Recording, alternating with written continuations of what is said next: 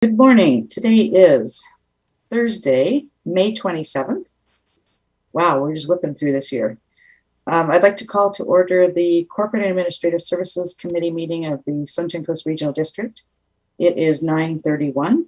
I'd like to acknowledge that the Sunshine Coast Regional District is within the traditional territory of the Sechelt and Squamish Nations. And I see a hand up from Mr. Buckley.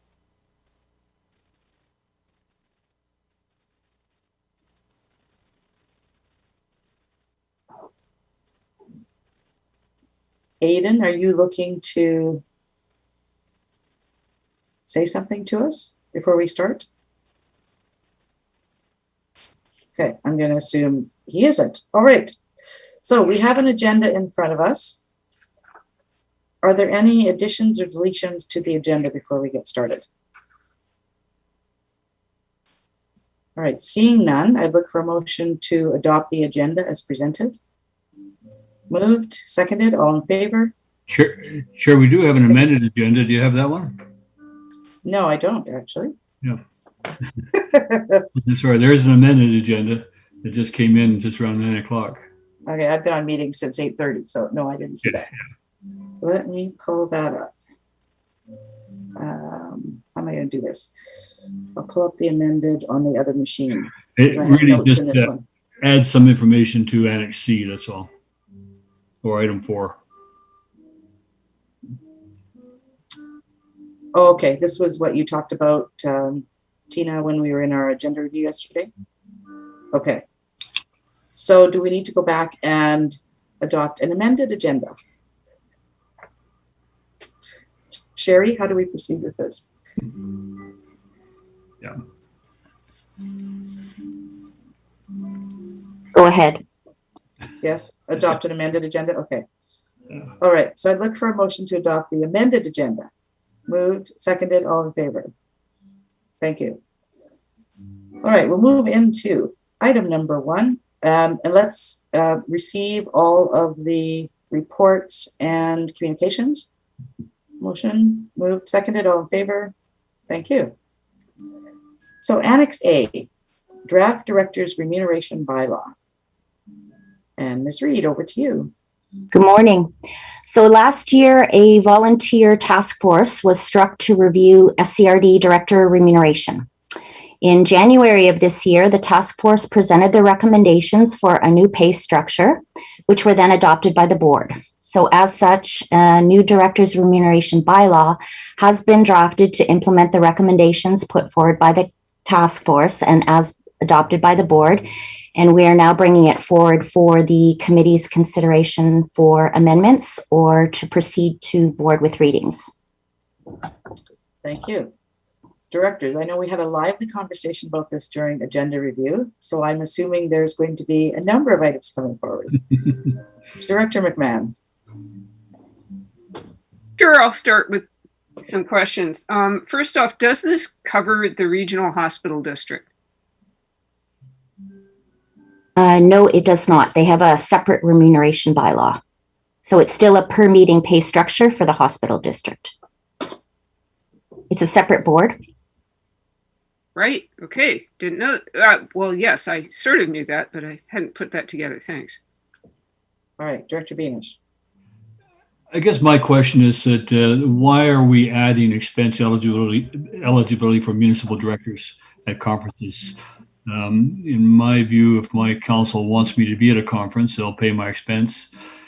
If they don't want me to be there, I don't think I should be running the regional district and saying, please send me. And I'm not sure what conferences there would be other than the normal ones that I would be eligible through the municipal forum. This was actually something that came up during the agenda review. And, Chair Pratt indicated, what if the municipal director was the chair of the board? Then they may go to represent just the regional district, but not the municipality. Yeah. Maybe in that capacity, that could be a limited sense and just say that municipal director acting as chair. Okay. what we were talking about too is the policy isn't clear. This is, I think I know what you're getting at. We were talking about, this is in 3, 4, and 5, I think, in the policy, right? Where it's municipal directors and electoral area directors or directors of the board. And it's not clear that if the director is paid for attendance by their municipality, that they don't get paid by the regional district board.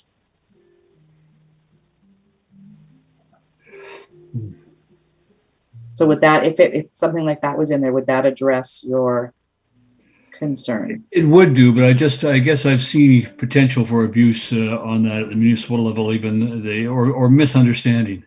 I would say abuse, but misunderstanding certainly at the municipal level that the expenses approved at the regional board are actually higher than our municipal expenses, and so I wouldn't want to leave it to somebody to kind of have a pick 'em and say, oh, I'm here, I'm a regional director, now I'll run through regional expenses.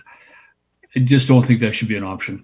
I think there should be a very limited circumstances that a municipal director would be remunerated and or paid attendance at conferences. Okay. Does anybody else want to address that? Sherry? Thank you, Chair. I'll just state that previously it was exclusive to electoral area directors as well as a chair in the event that it was a municipal director that was the chair. And the reason for the change is it's actually in the recommendation on page 1 of the report, the second and that down. So that is one of the recommendations of the Remuneration Review Task Force, that all directors be paid.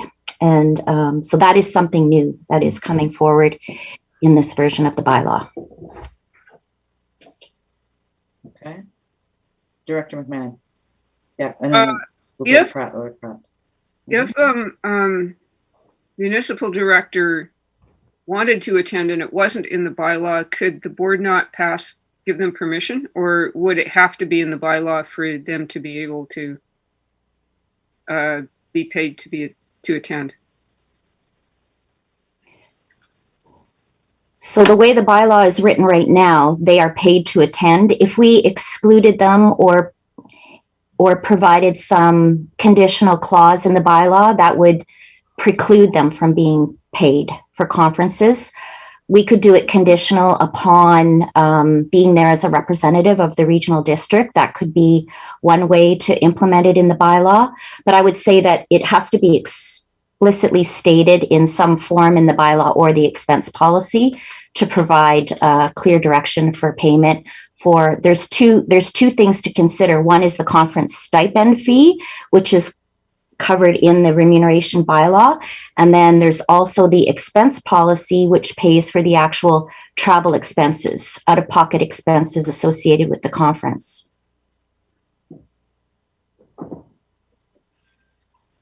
Okay. Director Ties, do you want to talk to this or not? Because I know Director Pratt wants to talk to this item. I don't want to talk to this, so you can skip me. Thank you. Director Pratt. Thank you, Chair Seegers. So I understand where Director Beamish is coming from, and I do hear that concern. However, when at the regional district, we may have certain strategic priorities that may not be necessarily shared by the municipalities. So, for example, there may be an AVICC meeting that has a pre or a post conference, or same with UBCM, where a municipal director may not be necessarily covered by their municipality, but this would certainly provide for them to be covered to attend in the capacity of a regional district, or in representing the regional district at that pre-post. Just as an example, I can, probably the best example is if you're operating if a municipal director is operating in the capacity of chair or as vice chair representing the regional district. This simplifies it. In the language, I think if we feel that it does need to be more explicit, that's certainly there. I would hope that our elected officials wouldn't abuse this. I I mean, I know our elected officials around wouldn't now, and I know we talk to each other, and but I guess there's always the potential for that. So I'm happy with the wording and the way it is, but certainly open to hear a more explicit definition too. Thank you. Director McMahon. I'm on a new topic. Yeah, I think is there any of the other directors want to speak to this? Director Todd. Okay, Director Hiltz, then Director Todd. Thanks, Chair. I'm okay with the language. For me, what it does, it gives the flexibility and it defines the regional district, which is a separate entity than the local government. So for me, it makes it more inclusive and directed to the regional district. So I'm okay with the language, and I guess we could say any policy is subject to abuse by people. And I guess I'm relying on the integrity of elected officials to do what's proper. And so the question is, if someone is abusing the policy, what would we do? And I think that would be a kind of a case by case basis and deal with it as it comes. So I don't see it as as Director Pratt goes, if you want to change the language, fine, but I think it's simple enough and inclusive right now. So I'm okay with the flexibility of the language and having it as a SERD board focus. Okay, Director Toth. Thank you. I certainly understand where Director Beamish is coming from, because when I read through this the first time, I went, why? Like, well, why should I be covered? Without having, the District of Sechelt and the Town of Gibson's expense policies to sort of Venn diagram and look for the gaps. I'm not entirely confident on this. I am supportive of providing support to the municipal directors if they are acting in the interests of the regional district. And I understand that is really the intent here. As Director Hiltz mentioned, anything subject to abuse. So the question really becomes, is it solid enough to be protected against most forms of abuse? And then as for, punishment or penalty for somebody who is abusing it, the council could rescind the appointment of that municipal director. They could pull them and replace them if they're abusing policies or having problems. As Director Pratt said, this is generally a good group, but we have to look at what it's going to look like with a different board, or you don't know who's going to sit in this seat next. Okay, Director McMahon. Yeah, it occurred to me that there's maybe a transparency piece. Like, if a director is being paid by the town to attend something and being paid to the SCRD, how would anybody know? Yeah. I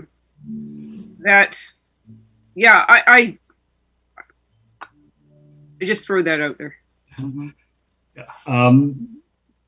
Yeah, Director Beamish. Chair, I'd just like to propose an amendment, and that would simply be that add the words add expense eligibility for municipal director attendance at conference while acting as chair of the regional board or vice chair, as chair or vice chair of the regional board, period. There may be occasions that it's not, it could be, say, going to Victoria to meet with a minister, strictly on regional district issue, not a conference, but it could be there strictly on regional district issue. That I could understand. So that, but I think that I'd like it to be very clear that they are acting in the capacity as the board chair or vice chair in doing that. And so so when you're talking about an amendment to where?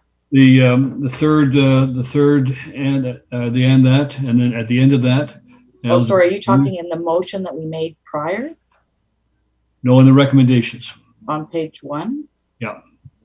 That the schedule of allowable expenses for board policy director, reimbursement of travel, other expenses be updated to remove eligibility expenses for alternative directors attending a conference and add expense eligibility for municipal director attendance conference while acting in the capacity as chair or vice chair of the regional district.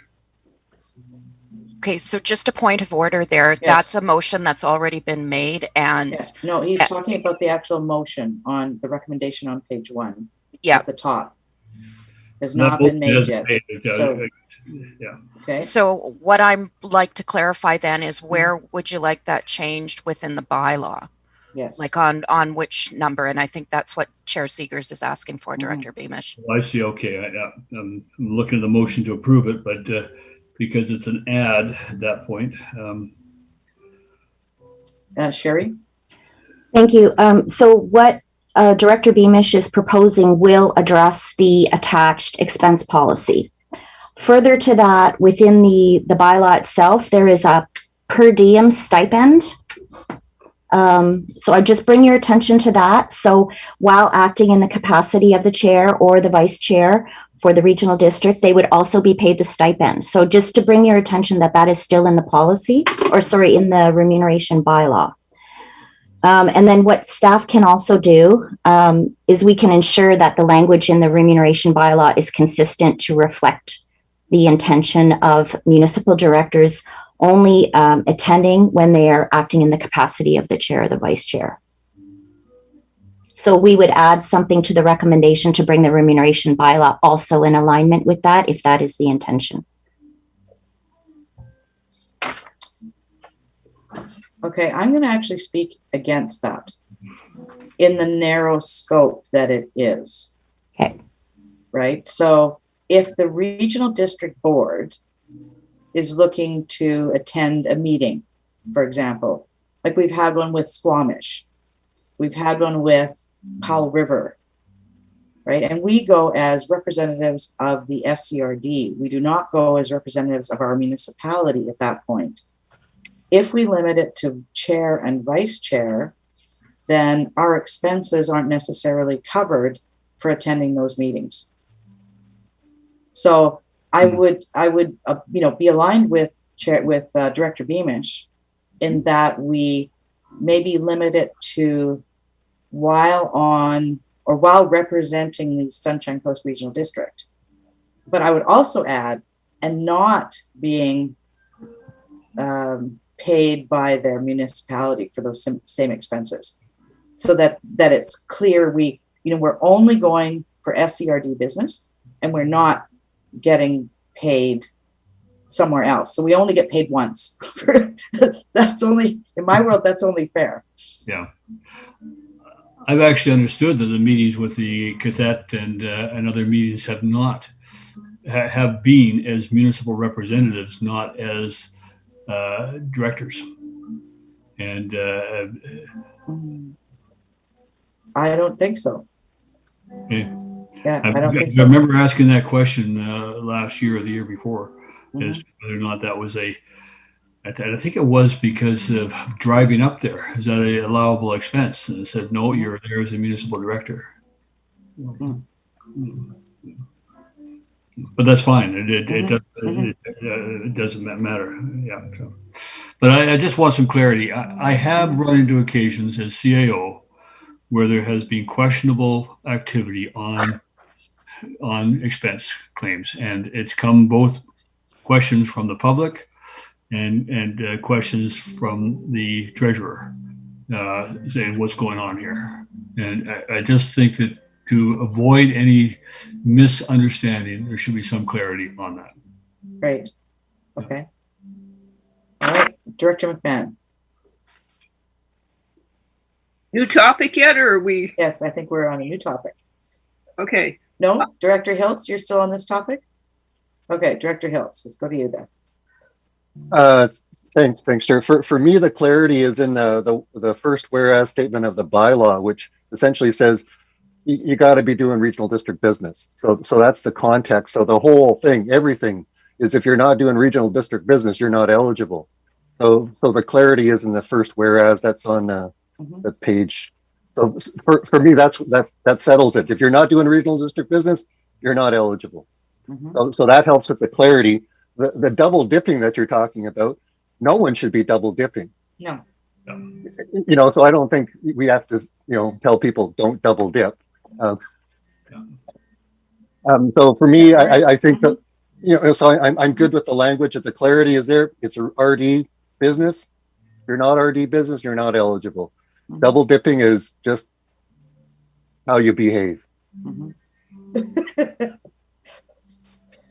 All right. No, I see your point. I didn't read that from that perspective. I read that and then went into the bylaw itself, right? So it is there. Okay. The only comment is that whereas clauses have no standing in terms of enforceability of the bylaw. The bylaw starts with the now therefore the citation. It's a backgrounder statement. That's all, but that's fine. I'm clear. It's not going to happen this term, so I'm okay with it. These things don't get amended very often. That's all. All right. Anything else on this topic? Yes. Dr. Pratt.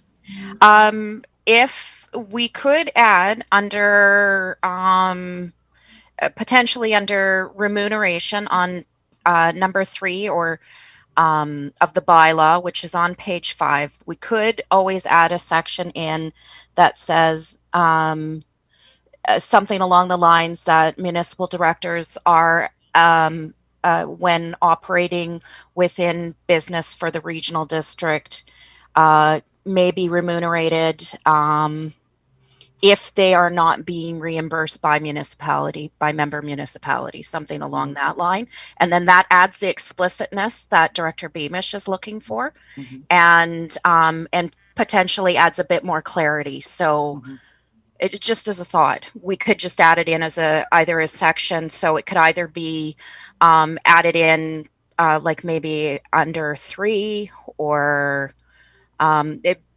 the other thing is we've also got conferences on here, and there might be certain things or certain conferences outside of like there might be a governance thing specific to regional districts that a municipal director wants to attend and they're not the chair or the vice chair, and so adding in like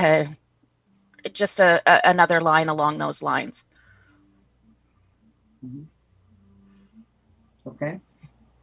It could actually be a separate bullet under 3. That's what I'm thinking. Right. Yeah, it could either be on 3 or making a 9 and reordering ish. So Yeah, Sherry. Thank you, Chair. Just to clarify, so if we're talking about section 3, which is remuneration, and that is Schedule A, so that is in reference to the stipends. If we're talking about reimbursing expenses for municipal directors, then we're under section 4, and the bylaw is clear that they're paid in alignment with the policy. So as long as the policy reads correctly, we should be covered. Okay. But I think what I'm hearing from directors is in section 3 under remuneration, yes, it refers to Schedule A. What we're saying is if the municipal director is attending on behalf of the municipality, they do not get paid the stipend. If they're attending on behalf of the regional district, they get paid the stipend. So we do want it to be added to section 3. Okay. Okay. So you're saying that the municipal directors will be paid the daily stipend only when they are at a conference representing the regional district? Yes. Okay. I understand. Okay. Right, because we, as a municipal director, we actually we get a daily stipend at the municipality for attending that conference if we're there on behalf of the municipality. Yep, there's this daily stipend. There sure isn't. There's a per diem. there is for expenses, but there is not actually a stipend for conference attendance into the district as usual. I was going to ask that question of Director Beamish, actually. No stipend for the town either. It comes out of your normal remuneration. Okay, we get paid. That's why we get paid the big bucks in the municipality. Anything else on this part? All right, next topic, Director McMahon. Yeah, the committee recommended that the remuneration be reviewed every 4 years, and I don't see this in the bylaw. Should that automatic 4-year review be in the bylaw? Sherry? I would recommend that we actually put that in policy, and that we also update. We should bring forward a policy that provides a timeline and a structure for that remuneration review, and bring that forward to the board for adoption. So that would be a subsequent piece that I would see belonging in the policy. Thank you. Director Ties. So does that mean we need to make a motion for that? Okay, so let's wrap that up, and then we can move on to my stuff. Okay, so what would you like a motion to read on that, Sherry? That a policy be brought forward to incorporate the task force recommendation for a remuneration review once per term every 4 years, and that a process for review be included. I move that. Thank you. And that's been seconded. Any other questions or comments on this topic? All those in favor of that? Thank you. All right, Director Ties. Okay, I've got a few items. One is the alternate director gets a stipend per meeting, but I would like to see some sort of contingency put in place that the stipend be deducted from the director's stipend if the director is absent for maybe more than 2 weeks or more than 5 meetings in a calendar year, just in case there are, somebody needs to leave for health reasons or for personal reasons, and the alternate director steps in.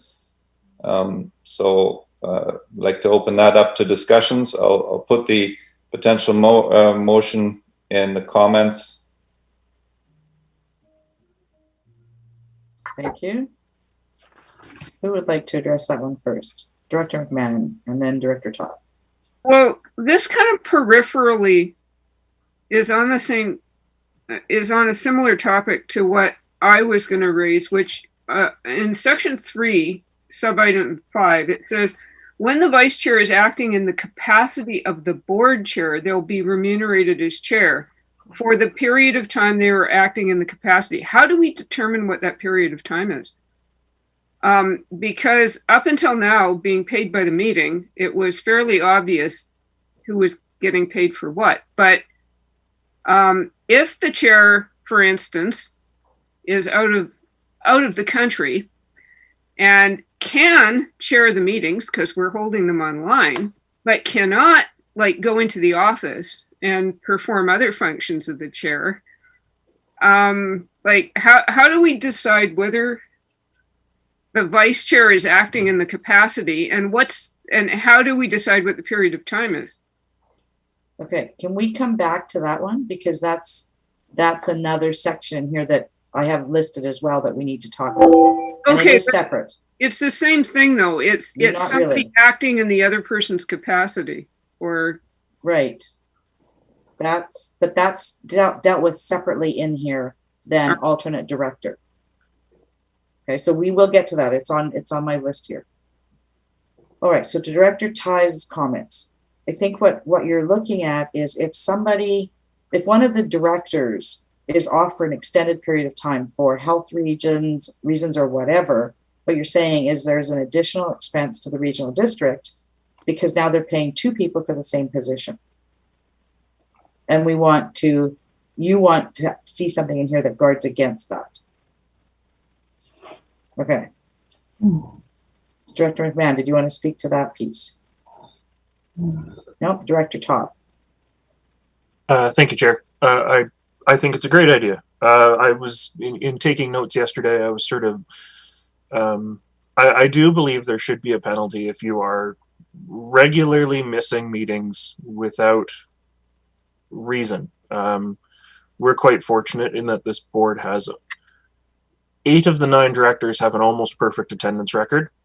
But we do have some gaps in that attendance. And I think that's sort of a little bit of an extension of what Director Ties is getting at, because if you've got your alternate sitting in your place, there is somebody representing your community at least. If nobody's showing up, though, I think there should be something that also takes that into account. And I had in my notes, I'd written down to suggest a penalty equal to the alternate director's pay for unexplained absences of board and committee. But yeah.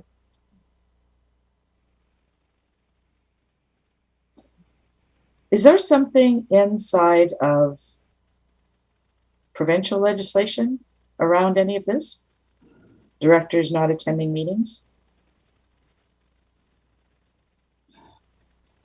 I don't think so. I think there is for counselors. Sherry, do you know?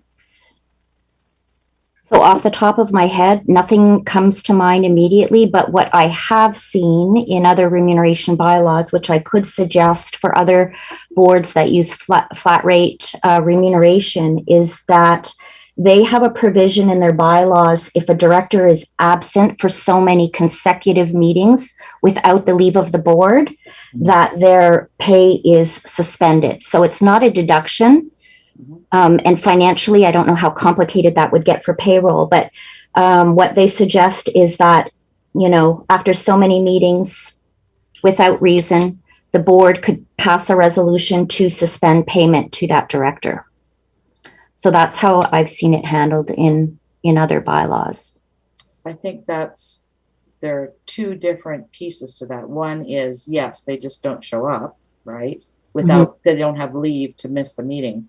Yes. But what Director Ties is talking about is, what if, the director gets sick and is, yes, they have the leave of the board. They're sick. They're not coming to meetings. Do they still get paid for that? If so, for how long before the alternate director's wages basically come off of the directors?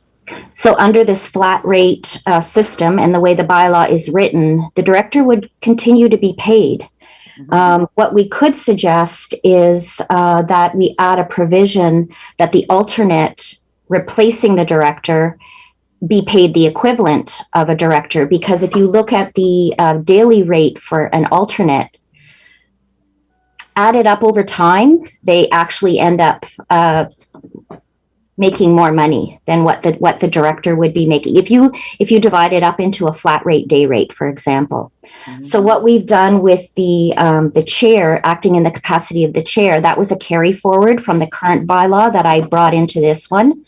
And after a period of time to be determined by the board, the director acting in the capacity of the chair assumes that actual remuneration rate. But the bylaw as it's written doesn't contemplate any deductions for missed meetings. Right. So here is a situation that has happened in BC, which, would lead into Director Ties, point here. We have had electoral area directors elected who do not attend any meetings. They have their alternate attend all of the meetings. Under this bylaw, that director who got elected would get paid even though they aren't doing any of the regional district business. That's correct. Right. So what Director Ties is saying, we want something in here that would ensure that didn't happen. So we could add a provision to that effect if that is something that you would like staff to explore. We could explore how that could be done. Okay. Director Pratt? Yeah, I've just pulled up the Local Government Act, and the only real place that I found so far, just in a cursory look, is director disqualification for failure to attend meetings. Mhm. So this is the guidance we have from the Local Government Act under Section 204, that it's subject to subsection 2. A board member is disqualified from holding office if the member is absent from board meetings for which of the following is a longer time period: 60 consecutive days or 4 consecutive regularly scheduled board meetings. And it does not apply if absence is because of illness or injury or is with leave of the board. So if the director asks for leave, and disqualification for next local general election. So that's really the only guidance we have from the Local Government Act that I've seen, just on a cursory look. So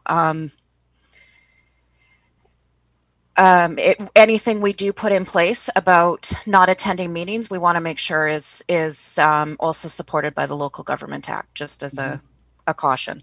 So. Okay. Yeah, Sherry? I was just going to say that, so that section would have no bearing on actually remuneration, and it's disqualification from running in the next election. So that doesn't actually remove them from their position that they're in at present. Okay. Okay, I see what you're saying there. That nuance there.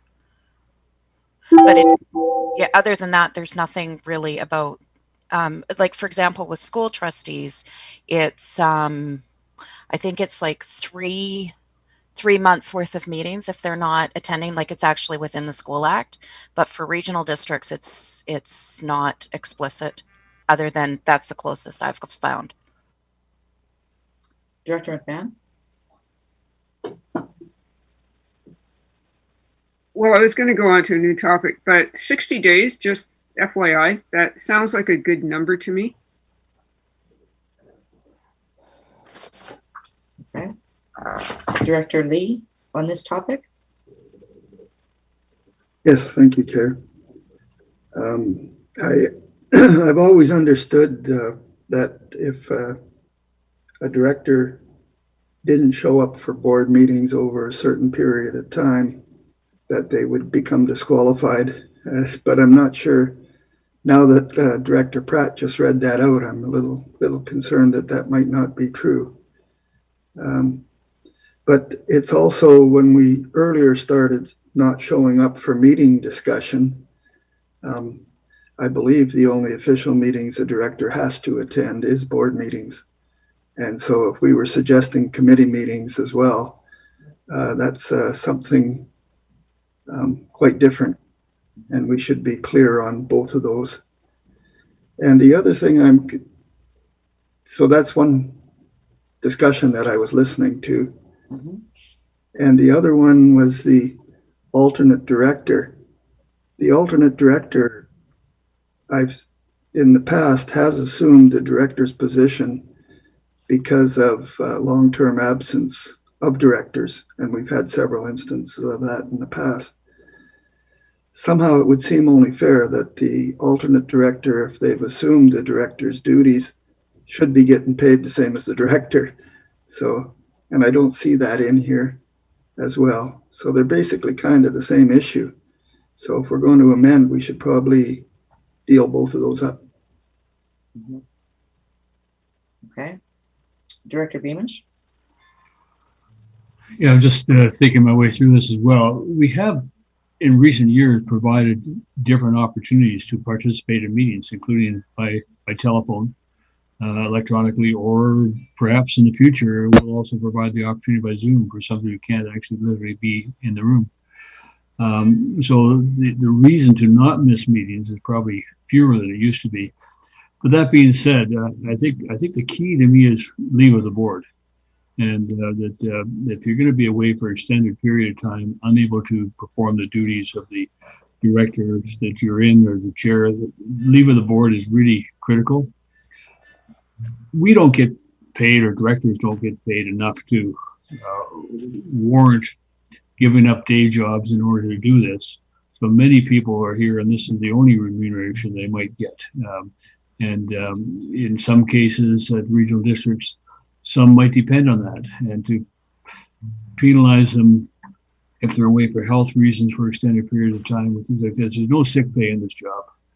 There's no other provisions. And I think that we want to be very careful as to how we how quickly we, or under what circumstances, we simply cut people off of remuneration. And so it's not a lot, but for some people, it's all there is, or it's a huge supplement to a pension or whatever. So my caution would be to, well, use the words of the Local Government Act in some sense of saying it, without leaving the board to extend a period of time or something, put a time frame in there.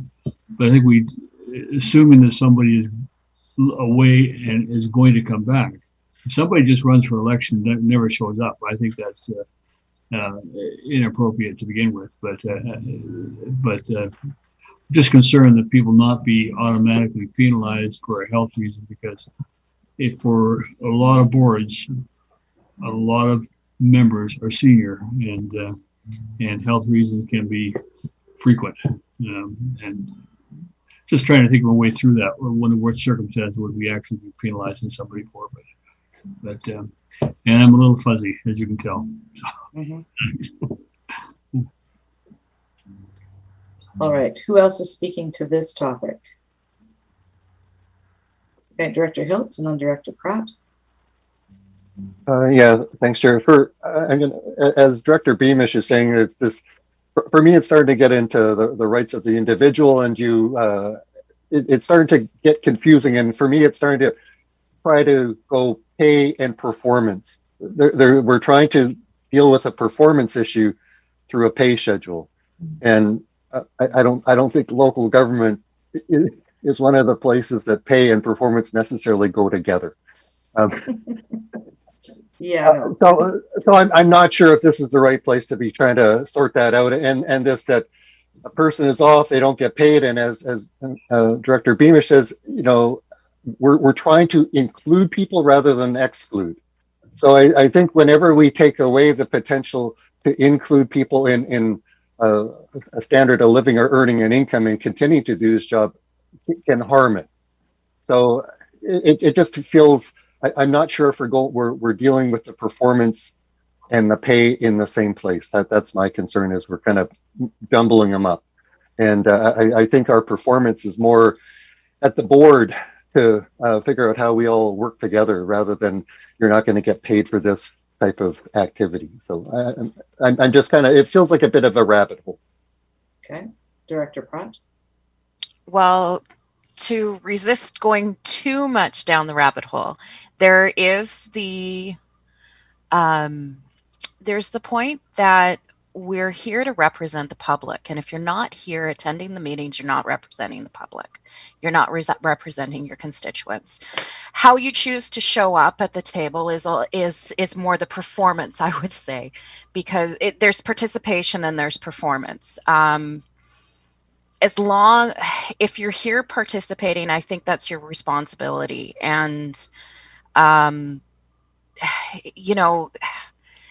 it's tough. I hear, I understand what Director Ties has brought forward, and the deduction, and I understand from staff that gets into a complicated process. So,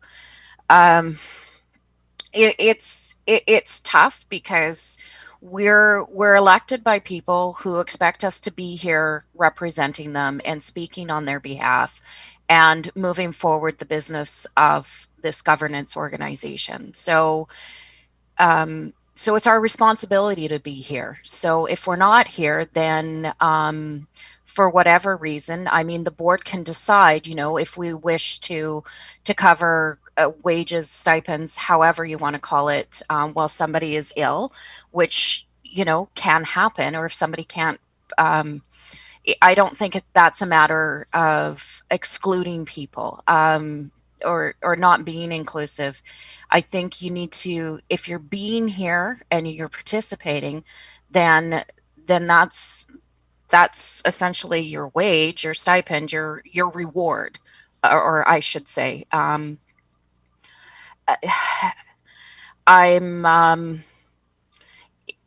If we have chronic absentees, then the public's not being represented at the table, and that's the big piece to me. So I think that's far enough for me down the rabbit hole. Okay, so we've got kind of two sides to this, Director McMahon and then Director Ties.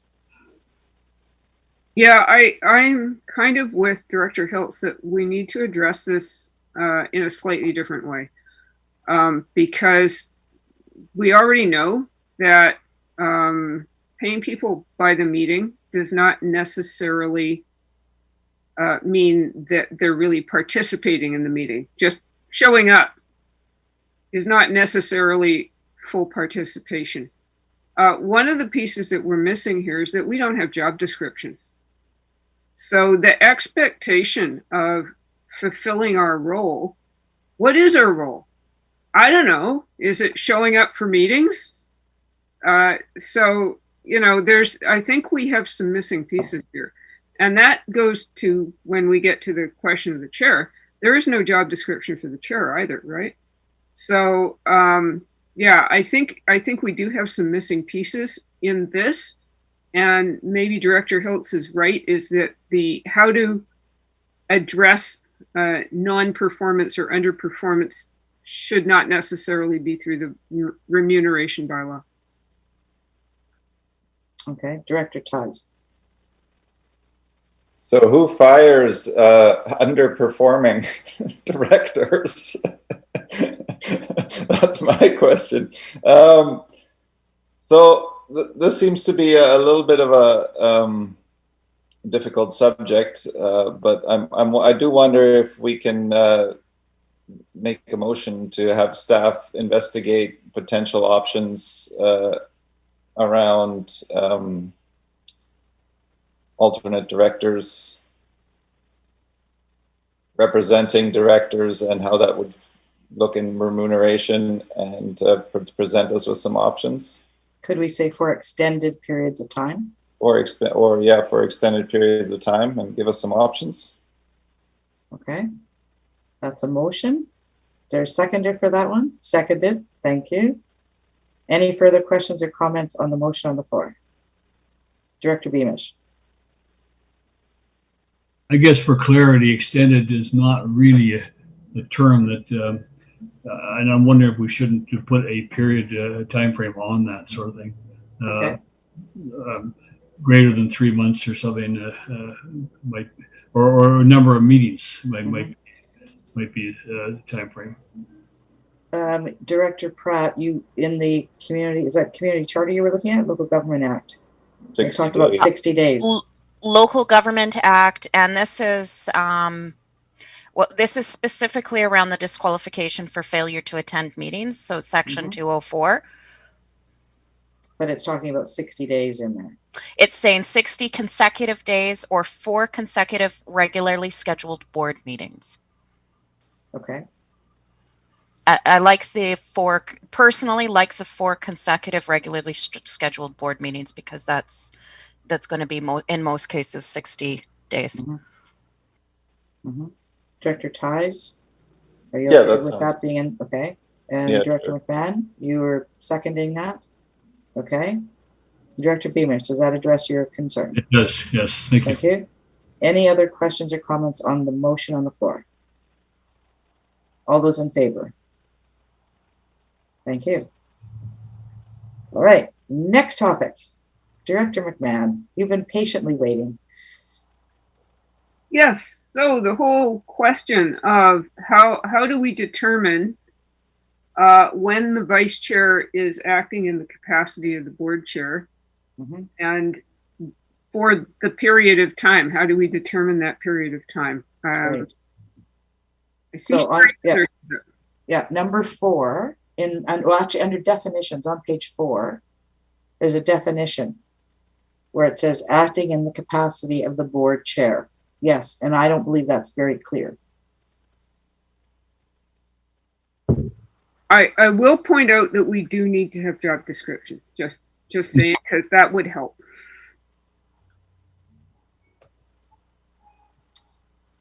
Okay, so acting in the capacity of board chair means those times when the board chair is unavailable for a period of 1 week or longer, or as resolved by the board, or prior to the 1 week period when the vice chair is required to attend to business in the place of the chair, including but not limited to document execution. So Yeah, Sherry, go ahead. Oh, you're still muted. I can help a little bit if you're looking for interpretation of that definition. Yes. Okay. Yes. So it is specifically when the board chair is away. So the board chair actually has to advise us. That's part of it as well. Unless the board does pass a resolution affirming that the vice chair is acting in the capacity of the chair. So that does have to be formalized. And the way the definition is written, it's so up a 1 week or more. And the reason that extra clause is in for document execution. So if there's if the vice chair is acting in the capacity of the chair and is coming in to sign documents on, say, a Friday, they would be remunerated as the chair for the entire week. So I think it was just to kind of cover them for that week, whatever work needs to be done leading up to that. So that was the intention of adding that definition to the bylaw. This is a carryover from the current bylaw, and it was implemented at a time when we did have the chair on leave from the board, and the vice chair was fully in that role, assuming all the responsibilities of the chair. Mm-hmm.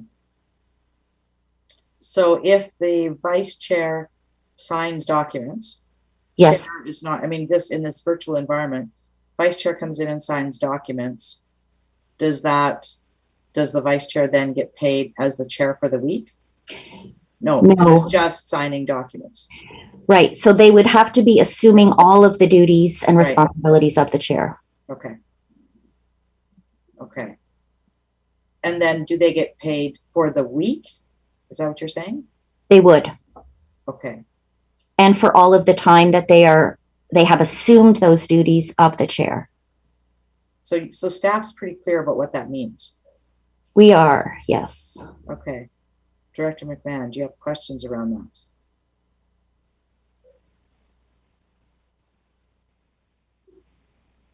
I don't know. Perhaps. I'll let somebody else comment. Okay, Director Tives. I'm not commenting on this one. I've got another subject. Okay, Director Toth. Thank you. I appreciate that staff are clear on what that particular definition means, because I read it and I reread it and I read it a third time and it still doesn't make any sense for me. We're in a position where the staff understand what that means right now. At some future point when we don't have the same staff, is that clause still going to make sense to somebody looking at it? And so I think that needs to be rewritten. Better verbiage, more clarity. Yeah, because like I say, I can reread it over and over and it still doesn't make sense to me, but what Miss Reed said makes perfect sense. So. Okay. Thank you. So I'm gonna make a list and we'll put them into our motion when we make our motion. Director McMahon. Another topic? Another topic. Okay, the expense policy does not seem to include constituency expenses for rural directors. Is that in another policy? Oh, goody. We have lots of policies, don't we? Is there a reason that in a separate policy and not included in the travel and other expenses? Yeah, Sherry. So the expense policy attached to this bylaw, these are for actual out-of-pocket expenses. And then if you look at the constituency policy, there's a limit on it. So it's $2,500 for municipal directors and up to $3,500 for rural directors. And the expenses are to cover business. So there's more flexibility. Anything that you deem as part of your constituency work as a director of the regional district. So there's kind of a broader definition as to what would come under constituency. Thank you. Director Hiltz. Yes, I was one back chair on the acting. Okay, sorry. my comment about the confusion around it, for me, it's more of a substitution kind of a thing. Like I'm used to kind of collective agreements, and this person is substituting for this. And I think the acting in versus substituting might be the confusion of the language. So um, you're substituting for the chair. You're standing in for the chair rather than acting. Acting sounds kind of like bit of playing around rather than actually doing the job. Like you're in there substituting in the job. So I just that might be where we're getting stuck on the language about acting versus the doing. That's just an observation on the wording. So whether there could be a different word there, substituting for the board chair versus acting as the board chair. I'm just wondering if there's a legal reason for the language. I know that in a municipality, it's acting mayor, and that is in legislation. I don't know if it's acting chair in legislation for the regional district. Because we looked at that at the beginning of the term. Do we call them deputy mayor? No, legally it's acting mayor. So I don't know. Sherry, do you know anything about that? For us, I can't say for certain off the top of my head, but I know it's a common terminology, even at a staff level. When a CAO is off, there's an acting CAO, for example. Okay, so I still think we need to have more clarity around that definition. Sure. To address, I agree with Director Tother on that. Director Pratt. Just because I have the local government act up, it's so for provisions for vice chair, the vice chair has during the absence or illness or other disability of the chair all the powers of the chair and is subject to all rules applicable to the chair. And then it goes on to speak if the chair, vice chair not present at the meeting, directors may elect an acting chair who has all the powers of the chair and is subject to all rules applicable to the chair. And my guess that would mean that then they would be paid in the capacity of chair for that meeting.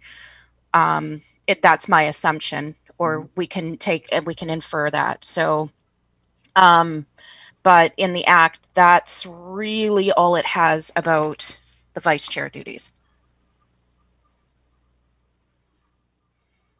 So I don't know if that provides much for clarity.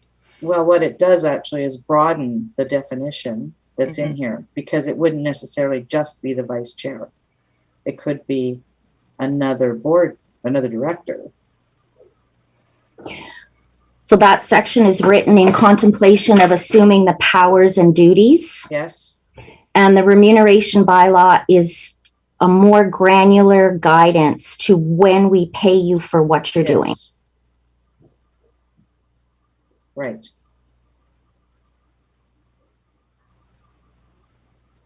Right. So what Director Pratt read was if the chair or the vice chair are not available, another director could be put in as acting chair. And I understand it's around meetings. Yes, to conduct the meeting. To conduct the meetings. But what if they were actually stepping in for the chair for the week, for example? And it's rare. It would be very rare. That would be, you're both not going to be away at the same time. It's not going to happen. Oh, it has actually, where we've both been off. Yeah, we've both been off coast, for example, for for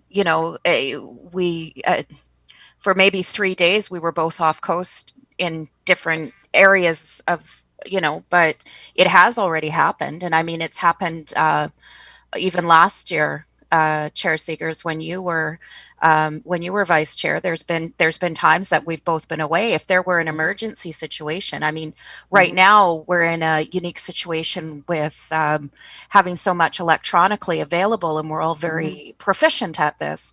But if there were something, for example, like a washout of Lower Road, and you needed a director to act in the position of chair, and there was a natural disaster and the EOC center needed to be. So there are instances. I don't know if we want to cover them off here, but they are instances that we should contemplate being a potential So we could put in just something like, or prior to the 1 week period when the vice chair or another director is required to attend to business in the place of the chair.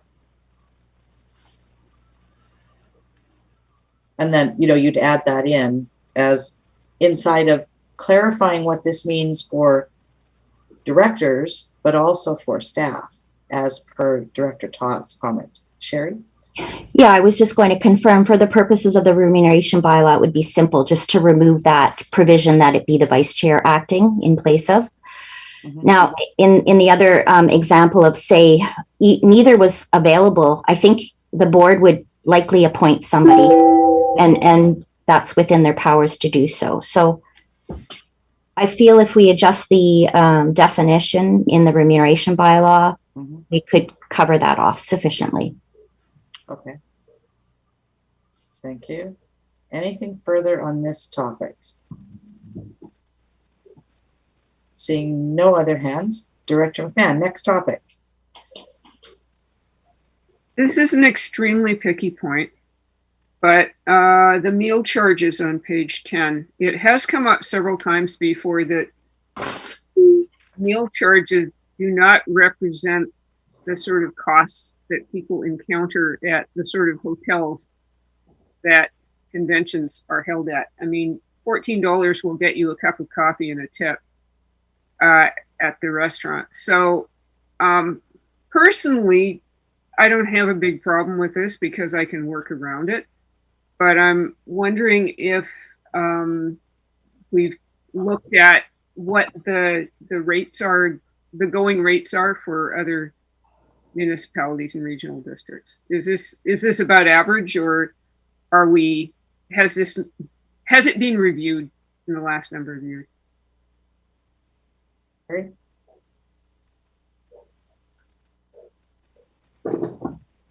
Sherry, did you have any comment to that? So there is a date on the bottom of the policy, and that would have been the last time it was updated. But also the expense policy was out of scope for the purpose of this report. So if that's something we need to revisit, a board resolution would be helpful. Okay, Director McMahon. Is there a similar policy for staff for meal charges? And if so, are we out of sync with that policy? I'm not sure if Tina is there and can answer that, but it is, I don't know the answer to that offhand, actually. I believe it's a separate policy for staff. I can't tell you if they're aligned. Hi, Tina. Tina? Yes, there is a separate policy for staff, and they are very similar. And they were adopted about the same time. And I know that the regional district CFOs just did sort of an informal poll recently about various expenses for directors and staff. And we were actually in the upper limit, but there definitely is some different provisions that could be explored if the policy wanted to be reviewed. For example, different tier sets. So if you attend a conference in Victoria, Vancouver, or Whistler, you may have a different tier set. That would be like a level 1. And if you attended somewhere, say Vancouver Island or the interior, you might have a different tier set. So there are policies that do have that type of language. So those would be things that we could contemplate if the policy was reviewed.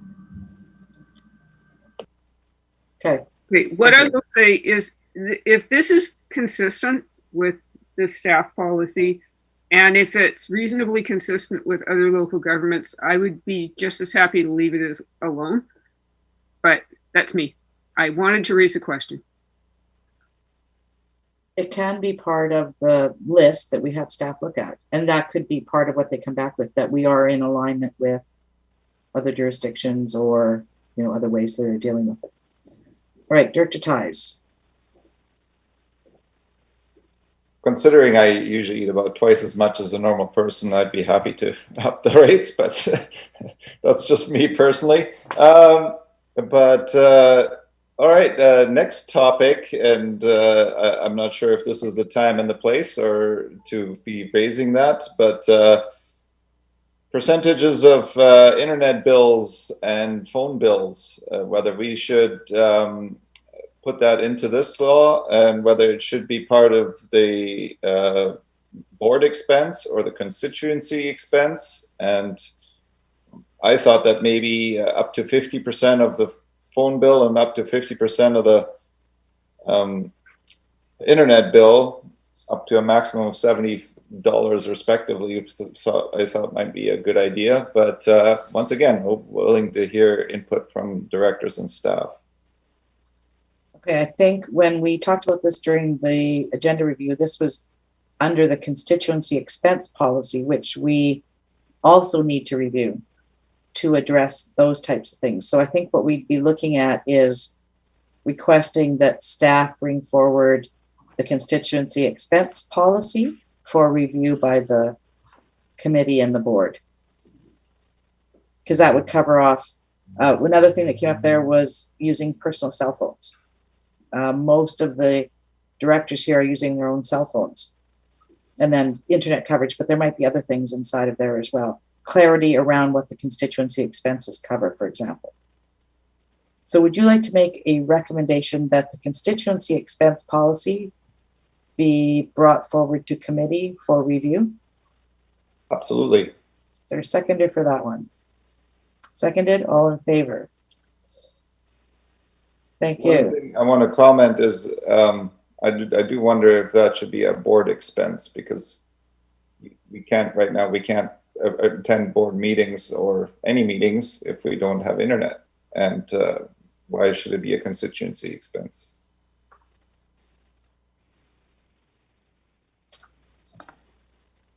Sherry, go ahead.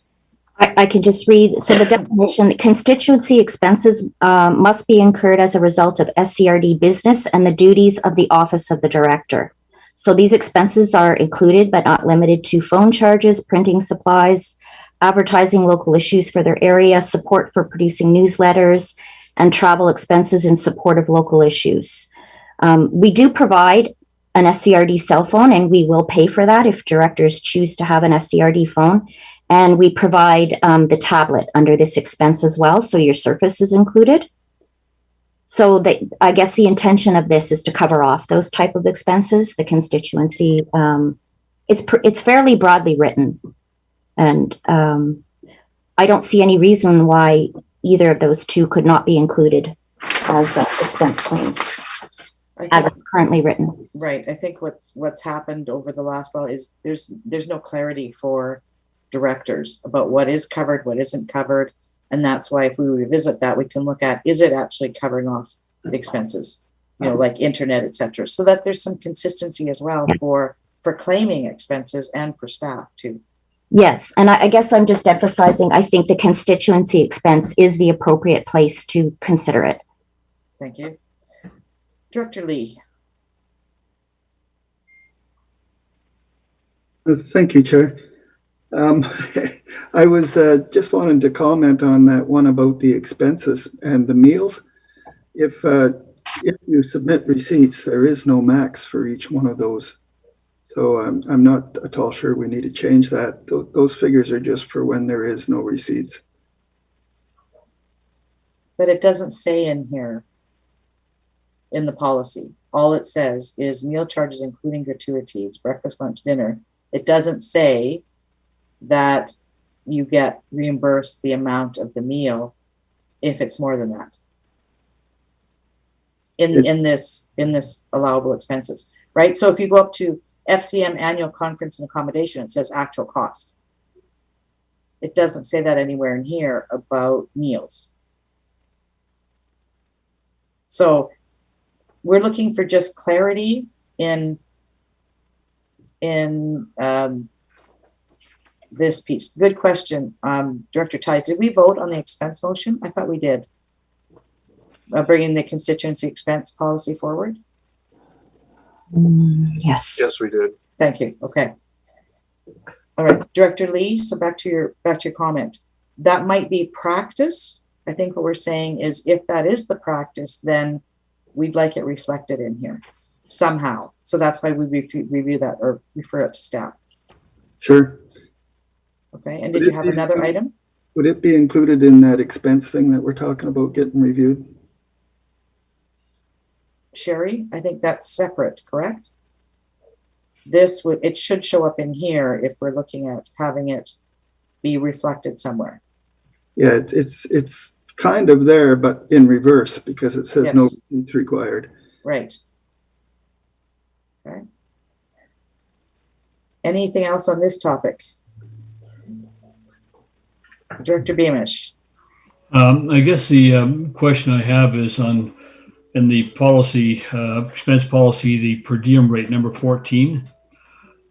I'm not sure why it says $60 per day in lieu of meal charges. I don't understand the in lieu of meal charges in parentheses there, because if you add up the meal charges, that's $60 per day. So I'm just not sure why. Usually the per diem is a straight per diem overnight, or half a per diem if you're there for half a day. So I'm not sure what that in lieu of meal charges means. Sherry, do you want to address that one? Sure. So my interpretation, and the CFO can correct me, is that the per diem rate, it is the inclusion of all 3 meals, but sometimes perhaps you only need to charge for 1 meal. So we break it out in number 12 so that you can individually just use a per diem rate for breakfast or lunch. Tina, did I get that right? Yeah, and from without having the details of how these are reviewed, I know in the case of staff, if meals are provided, the per diem rate is not provided. And so what would happen is usually that has to be sort of the backup as the verification side of things. And then if it's just an afternoon, or if it's all day, then the per diem rate is only available. Otherwise, the per meal rate is actually what happens. So if it's just like a session in an afternoon, then the per diem rate would not apply. We've used the per diem rate. It's a smaller rate, by the way. It's I think it's $20 or $30 for per diem rate, and it really is intended to cover those incidental types of costs that you might incur by being away overnight.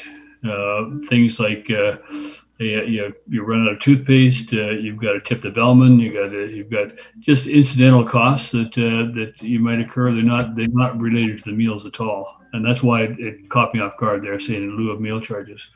So that's what our per diem rate is, an incidental rate. And just for clarification on the other matter you're looking at, is the town of Gibson, I get 1/3 of my internet and telephone paid for at the town, just for future reference. Okay. On this topic, the per diem rate, Director McMahon. Yeah, just an FYI, for a couple of conferences way back when we went to them, I compared my actual expenses. I had all the receipts, I added them up, and then I looked at what it would have cost, what I would have gotten if I'd done the $60 a day, and it came out exactly the same in the wash. So, because I don't typically eat 3 meals a day at restaurants when I travel. So, you know, I'm happy for more clarity on this, so I think it should be reviewed. I'm not necessarily unhappy with the amount. So the per diem rate as well. Okay, so that's number 12 and number 14. Thank you. Director Beamish, did you have something further? Director McMahon?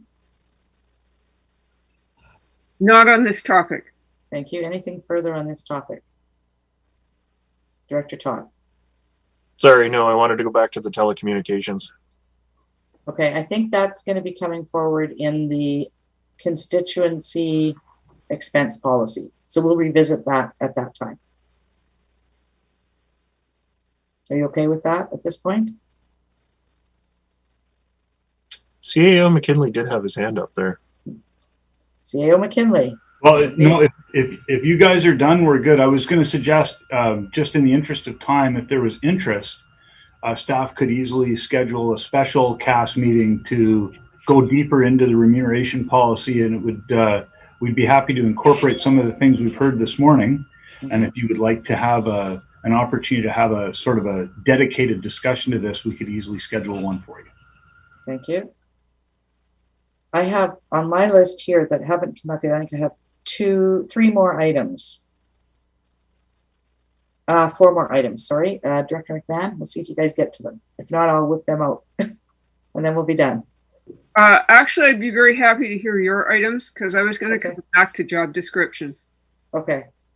Okay, so I'll list these off. These are ones that came up during the agenda review. One was benefits in the policy, in the page 5, number 7 in our agenda. It talks about directors, electoral aid directors entitled to medical, extended health, and dental benefits. There's no clarity whether or not it's individual or family benefits.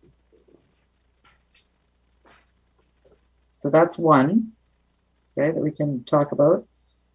And then in 3.7, same item, so 3.7, there was some discrepancy about whether or not one director could choose to sign up or if there was a minimum of 3.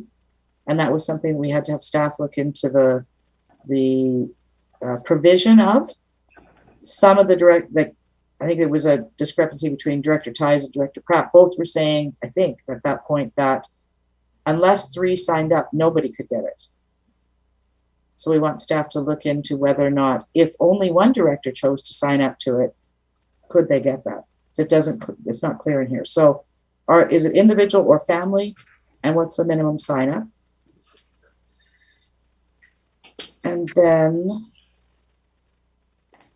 in the policy, I think we've got number 13 in the policy on page 10, talks about provincial and federal taxes applicable to allowable expenses. What does that mean?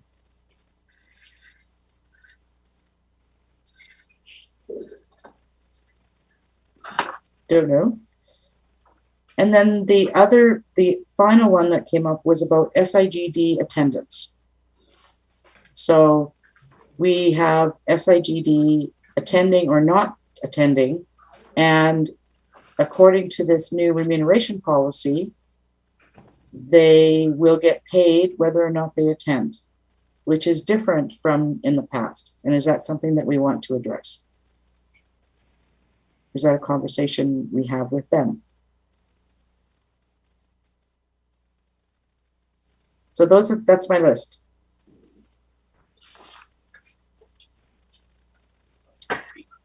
Anybody want to address any of those?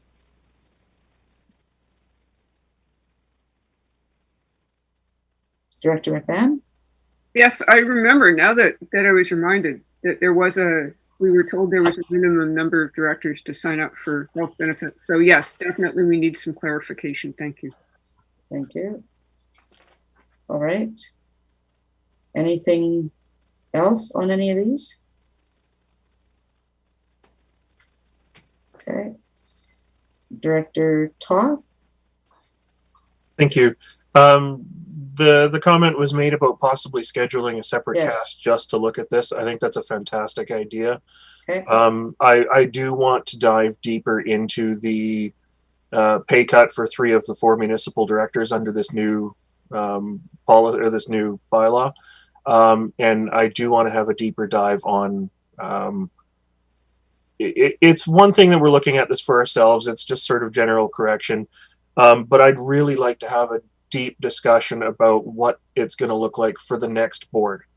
I want to look at setting rates now for 2023, because right now nobody's declared that they want to run again necessarily. We could be looking at an entirely new board, and I want to make sure that we set early what the rates are going to look like in 2023 so that families can make those decisions. You know, the single mom working 3 jobs can make a decision on whether she wants to get involved. You know, things like that. So I do think we need to have a deeper discussion than we can have with this many items on our agenda. Mm-hmm. Thank you. Director McMahon, did you have anything further? Yes, perhaps for that deeper discussion, we can get back to job descriptions because it has been raised several times before. And this may be an action item for the directors. I don't know.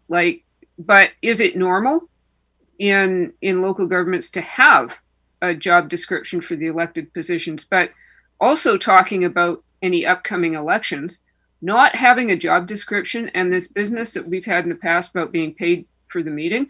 So it was unclear what the job was and very unclear what you might expect to get paid. I certainly didn't know coming into the job because how would I know how many meetings we were going to have? So some more clarity about the role I think would be helpful for everybody.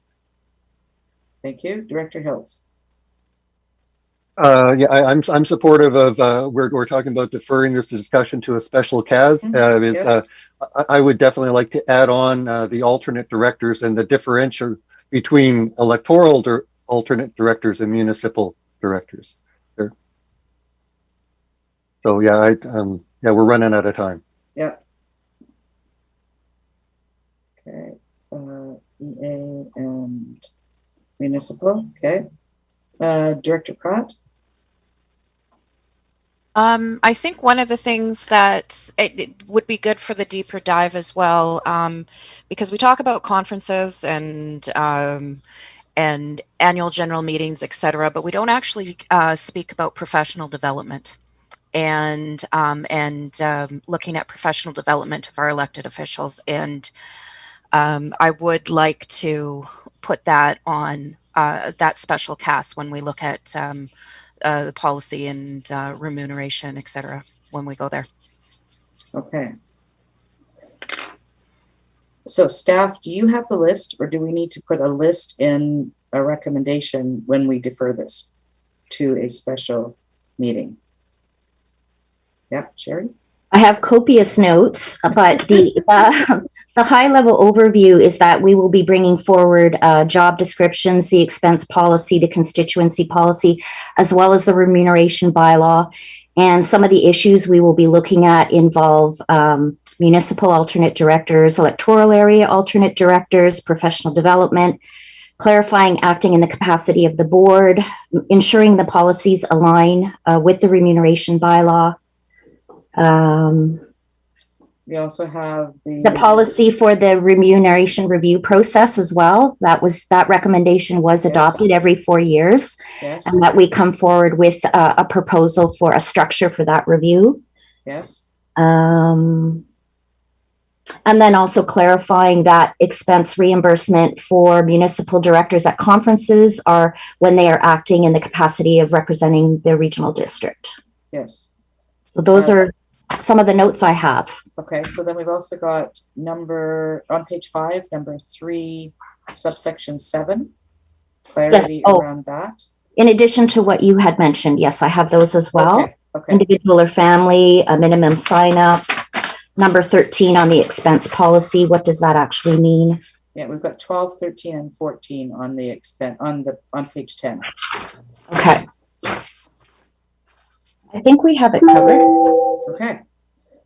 So then I'd look for a recommendation to defer this to a special, do we want a workshop or do we want a meeting? We want a special cast meeting, and we should look at dates and ideally set a date. Okay. Director Todd. Just throwing this out there for my fellow directors, is this something we want to look at before or after we contemplate our strategic plan review? We might be able to develop some of our job description information within that strategic plan review for the session. Okay, so the strategic plan review is on the 10th and 11th.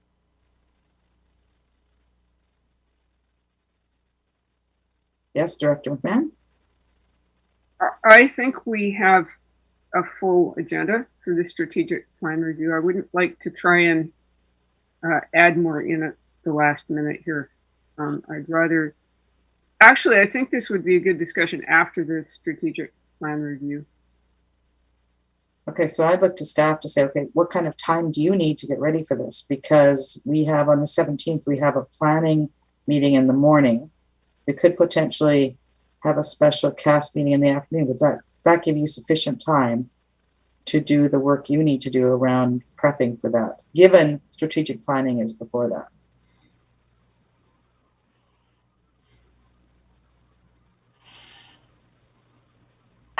It will be challenging. Okay.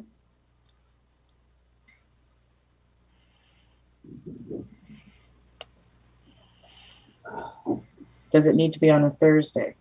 No. No. Okay, but okay, so it just has to work around the. Are we looking into July then? Sounds like it.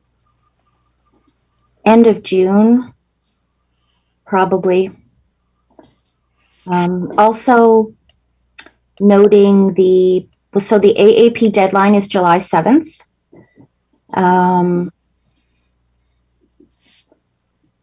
Ideally, from my perspective, could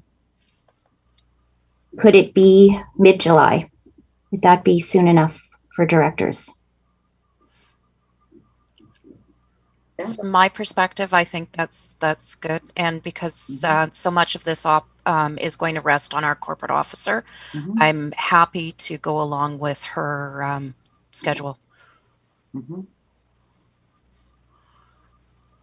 So then it probably wouldn't be a Thursday.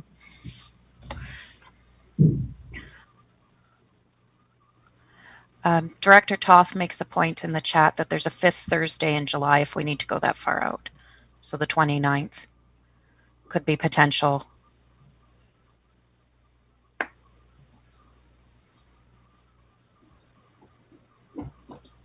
Which personally I'm okay with. I don't know yet. Okay. I haven't got plans firmed up for July yet. So we'll see. You have a life outside of us, Director Seegers? I try sometimes, yes.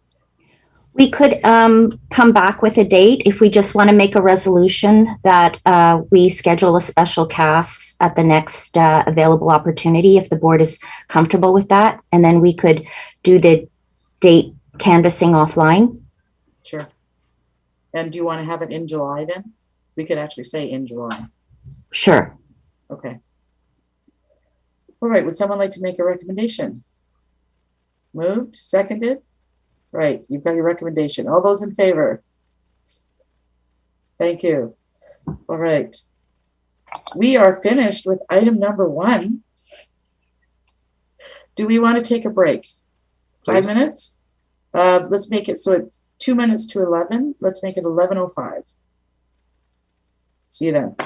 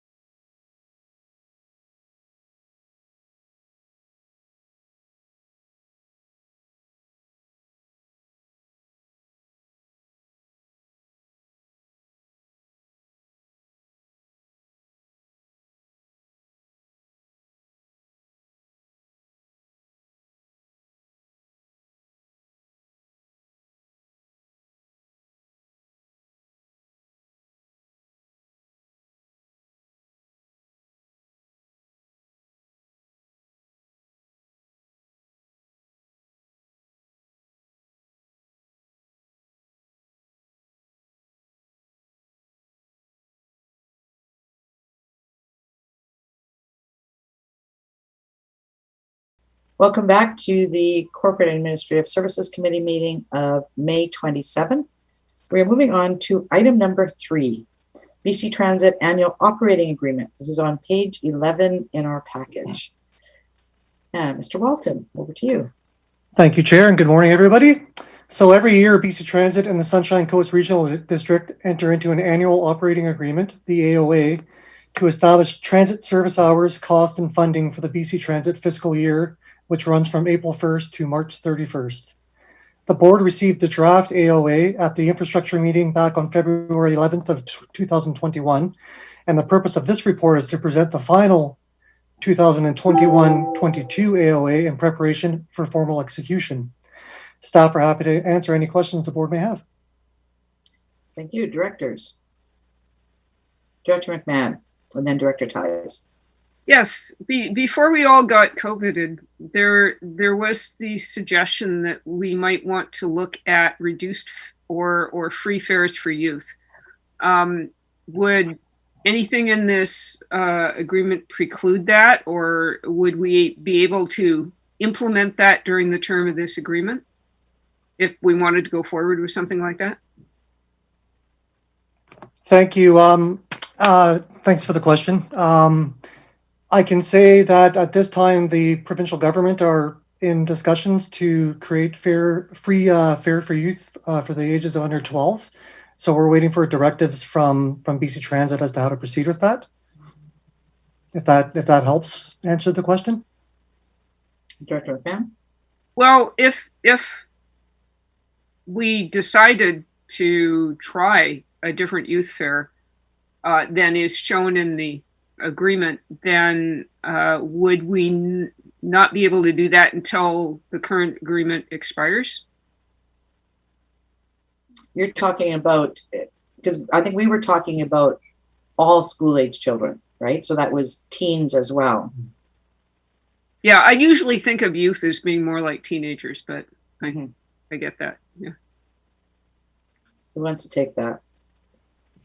Okay. I can take the first step, and the current, because it is related to revenue collection. It is something that is more within the realm of the SRD itself. And we need, of course, consult with BC Transit, but ultimately it's a decision that the SRD can make itself. And as far as I know, nothing in this AOA has precluded from being implemented. Thank you. Director Tyus.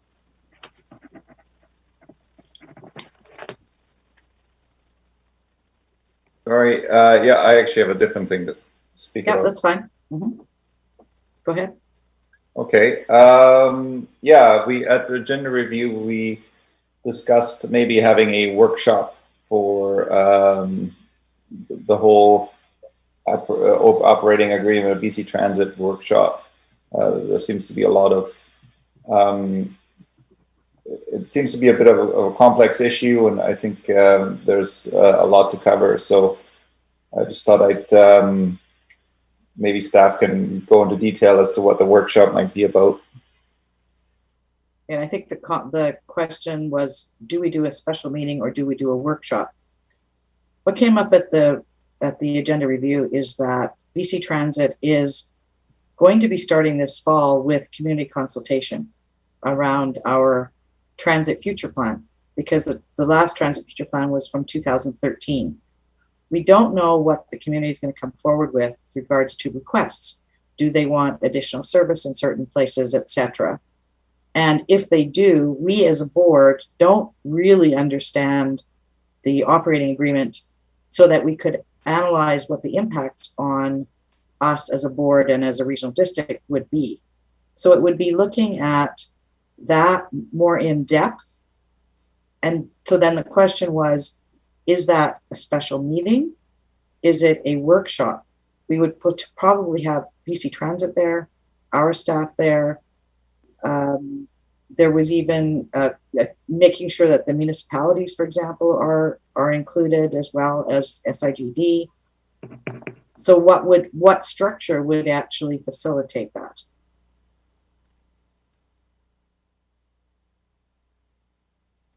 Who wants to chime in on that one?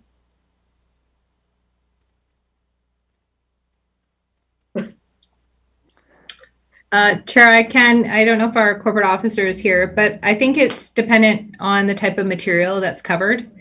I think there would be a lot of benefit both for all of those parties, but also for the public to understand. There's been multiple reports provided in the public, but it would be, you know, gathering that information and really revisiting some of the preemptive work done at the prior transit future plan. So educating as far as making those decisions about expansion or additional service levels, or even including different service participants that aren't currently included, like Area A, and what all of those types of things. There's also an opportunity to really review what the process is for BC Transit as far as, you know, when the timing of future infrastructure decisions need to be made. So, and even things of what is a fair review process look like. So based on the other points. So I think those are sort of those educational components that would be a good refresher for lots of folks to understand, but also the public to understand. So, you know, I just lean on our corporate officer as to whether or not that, you know, a workshop can be public. So. All right. Sherry, did you want to weigh in on that? And then I'll go to Director Hiltz after that. Okay, and you're muted still.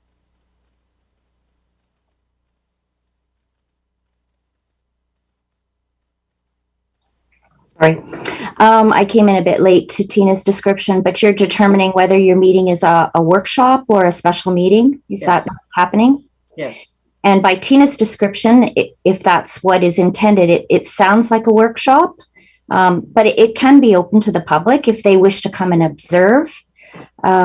That's possible as well if that's the intention to move forward business or decisions. It might be more of a special meeting, but if it's more education focused and kind of dialogue, then perhaps a workshop would be a better format. Okay, thank you. The other piece I think we talked about, Tina, that you didn't mention, because I didn't mention, I forgot to mention all those pieces, was the timing of the fiscal year with BC Transit versus regional district and how that shows up. And I think that kind of came out, and then I was reading this and saying, well, in this place, we have a surplus, but if we look at our budget, we might have a deficit or we might have a surplus. So it's comparing that as well and how that ties into how we move forward. Okay, Director Hiltz. Thanks, Chair. So the discussion at agenda review was, I remember this phrase coming, that the last transit future plan didn't necessarily have achievable objectives. So this is a kind of somehow to align the AOA and the transit future plan, that they all kind of come together and you get an achievable result. Is that kind of what we're talking about? Yes. Yeah. You know, and informing, you know, educating, as Sherry and Tina both saying, educating the board on the agreement that we have with them, who covers what, you know, for us and the community, so that when recommendations come forward or the community comes forward with requests, that they and us understand the financial implications. Okay, because in the end, if the community wants something and BC Transit says yes, what is the cost? And what is BC Transit's role in that? Does BC Transit say yes to certain things and not others? Where do the lines kind of come as well? It's all of those pieces. Director McMahon. How does this dovetail with the public consultation process that BC Transit is, you know, launching right now on the future plan? Like, what things come first? Like, it's important to understand things, but it's also important to get public feedback on what isn't working, and, you know, what improvements the public would like to see. Okay, GM Rosenboom. Thank you. Staff are preparing an update report to the June ISC on the status of stakeholder engagement and planning and public engagement on the TVAP process. Public engagement will happen over the summer, and towards the fall, we hope to be able to present some first initial results to the board. So I think that a workshop like this can be perfectly held parallel to that public engagement in process, so that everybody is aware of what are the implications and what is the process, but also the implications of certain potential decisions. For example, items we can also talk about is the indirect impacts, for example, on our fleet department of certain expansions.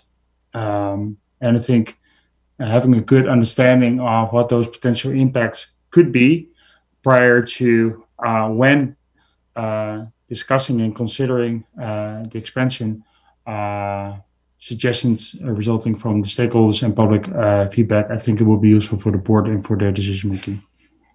Thank you. Director McMahon? Yeah, as part of the future plan review, will folks be diving into why some of the objectives haven't been met?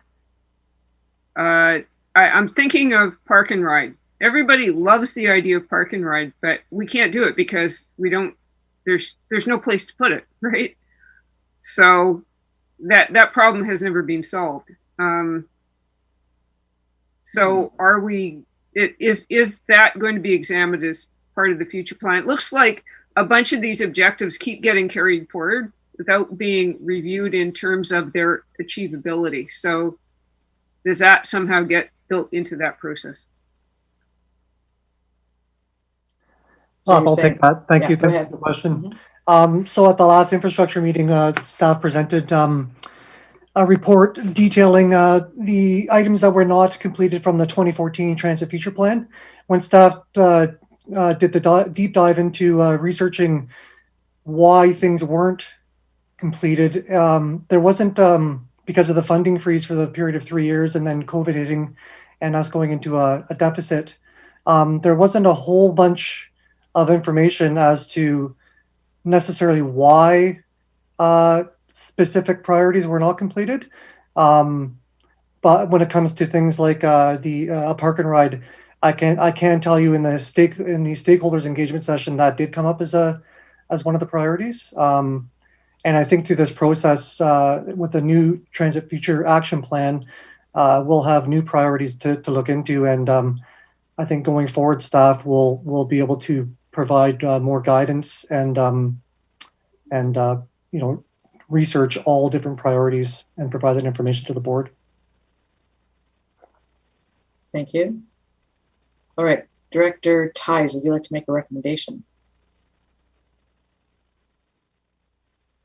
Oh, I think there will be more capable people. Okay, so before we get to the recommendation, then staff, would we look at September, beginning of September? Would that timing work? Given we're not working in August, working on the strategic, plan workshop right now, would September, and I'm thinking, early to mid-August or mid-September, sorry. We've already been notified that the provincial ministry meetings will be starting on the 13th of September, I believe. 13th through 17th, followed by UBCM. So it would need to be either prior to that or after that. I think the timing will work, and it also allows us to work with BC Transit on getting together a good program for the workshop. Okay. So would someone like to make a recommendation that we hold a BC Transit workshop in early September, including the municipalities and SIGD? Director Ties? I'll make that recommendation. Thank you. Okay. Is there a seconder for the recommendation? Seconded? Any further questions or comments? All those in favor? Thank you. GM Rosenboom, did you want something to add to that? You're good? Okay. All right, so there's a recommendation on page 11 with regards to the AOA.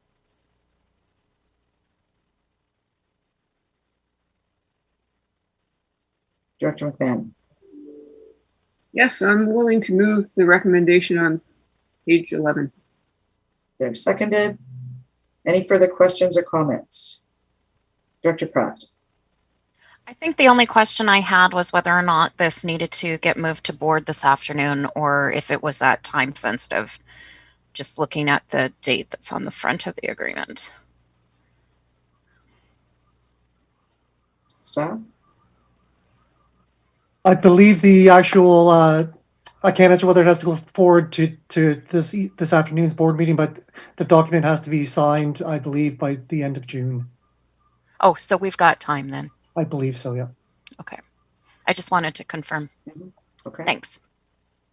Seeing no further hands up, all those in favor of the recommendation on the floor? Thank you.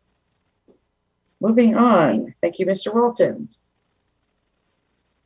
Moving on to Annex C. This is Egmont and District Fire Protection Tax Requisition Limit. I'm turning it over to Tina. Thank you, Chair. In the course of the financial planning process for the Egmont and District Fire Protection Service, the property tax requisition limit was exceeded. This is driven by the need to support the volunteers with health benefits and provide for a paid fire chief. The fire department will also need to replace aging fire trucks and equipment in the coming years. The asset management plans are anticipated to be coming forward at a June committee. All of these increases are to maintain the existing service levels for the fire department. In order to legally increase the tax requisition, an amendment to the bylaw is required. Due to legislative requirements, a public approval process is required.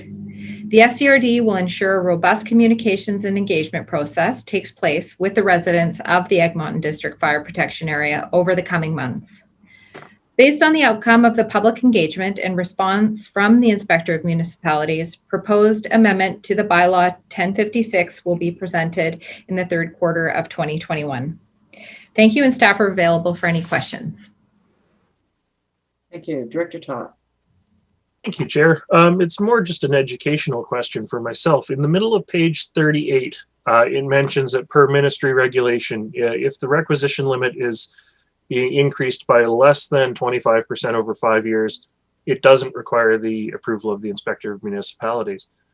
So I guess it's sort of a twofold question. If it doesn't require the approval of the Inspector of Municipalities, does it still need to go out to the 2/3 approval process of the residents of the service? And then the follow-up question is, do staff ever look at, if we're starting to come close to some of these limits, just an automatic, can we look at an automatic increase if it's less than 25% over 5 years of these requisition limits? Thank you.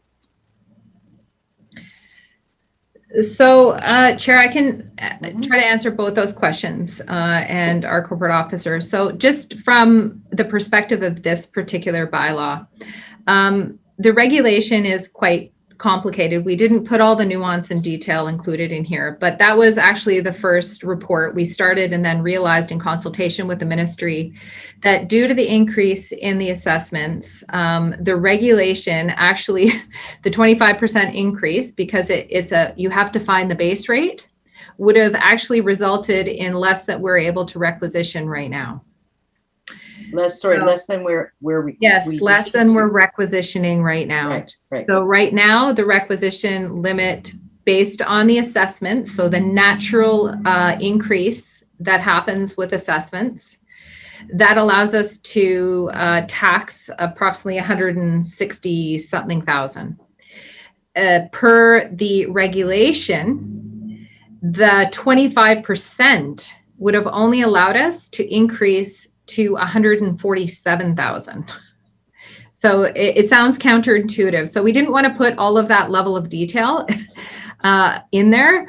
It was a lot of math. If you wanted to do that offline, I most certainly can share that with you. But I think that is sort of the nuance with the Local Government Act, is that the natural progression of assessment and growth should provide you with that room. So back to the second part of the question. And again, I think we've alluded to some of that, is that the assessments over the last few years have actually increased 40% over the last 5 years. So it has allowed us that expansion. So yes, at the start of the budget process, staff do go through all of the tax limits. Admittedly, this one, just the process of when budget proposals and proposed initiatives came forward, there was sort of a miss with one of the second budget proposals. So one of the proposals put us over that limit. In tandem to that, we also started the asset management plans review for all of the fire service areas. And that is highlighting a need for future investment to replace aging equipment for this particular service. So we don't want to essentially come back in 1 or 2 years and ask again for another requisition limit. We kind of want to, the standard practice is every 5 years, and that is based on the regulation as well, that you kind of review these things or come or amend the bylaw every 5 years. So we probably in the coming years do have a need to increase some other tax limits after review of the entire budget. So I guess the long answer is yes, we do that, and have on occasion brought 2 or 3 amendments, and we try to do it within the regulation of the 25%. Right. So short answer for the second question that Director Toth has was, can the regional district increase limits without having to go to AAP and municipal, whatever, something, the inspector of municipalities, as long as we stay within those limits? And the answer is yes. Yes. Right. Thank you. Any further questions on this one? Director Hills. Yeah, I'm wondering, just for the detail about the written consent of 2/3, how would that even be achieved? Like, is that each resident would have to write in? No? Sherry? So the participants of the service are actually the electoral area directors. So it would be the written consent of the director. And this means we actually don't have to go out and do an elector approval process. It's an amendment that they will consider to the service establishing bylaw. The municipal inspector can approve it if the municipal inspector feels that we've done adequate engagement on the increase to the service. So we don't have to go out and conduct an elector approval process, but we do need to engage with the residents and provide the province with evidence of that engagement and a summary of the feedback. And then the municipal inspector will make a decision at that point whether or not they approve that requisition limit being raised above the 25% threshold. They could turn around and send us back out to do electoral approval, but they will review it based on what we bring forward. Thank you. Director Hiltz? And the follow-up that an AAP would be the way to do that. That's, you can get a 2/3 through AAP. So to get the 2/3, essentially, I just need the area director to sign off on behalf of his area. That's what we will need to, in this first step, that we take it to the municipal inspector. The municipal inspector could say, you need to go back and canvass all of the electors based on how the service was initially established, which was actually through a petition process. It's a small service area. So that was a letter that went out to all of the households, and there's a formula for getting their consent. They would mail back that letter to us. Or the municipal inspector could say you have to do an assent vote. So the province will dictate that process to us, depending on what information we can provide them. The credibility, they're looking at the credibility of the decision, not the regional district. That's what they're looking for. And how informed the residents are. Yes. Yes. Thank you. Okay. Any further questions or comments? Okay, so there's a recommendation on page 37. Director Lee? Yes, thank you, Chair. I'd like to make a motion to accept the recommendations as stated on page 37. Thank you. Is there a seconder for the recommendation? And this is voting all directors. So it's been seconded, yes? All those in favor? Thank you. Moving on, item number 5.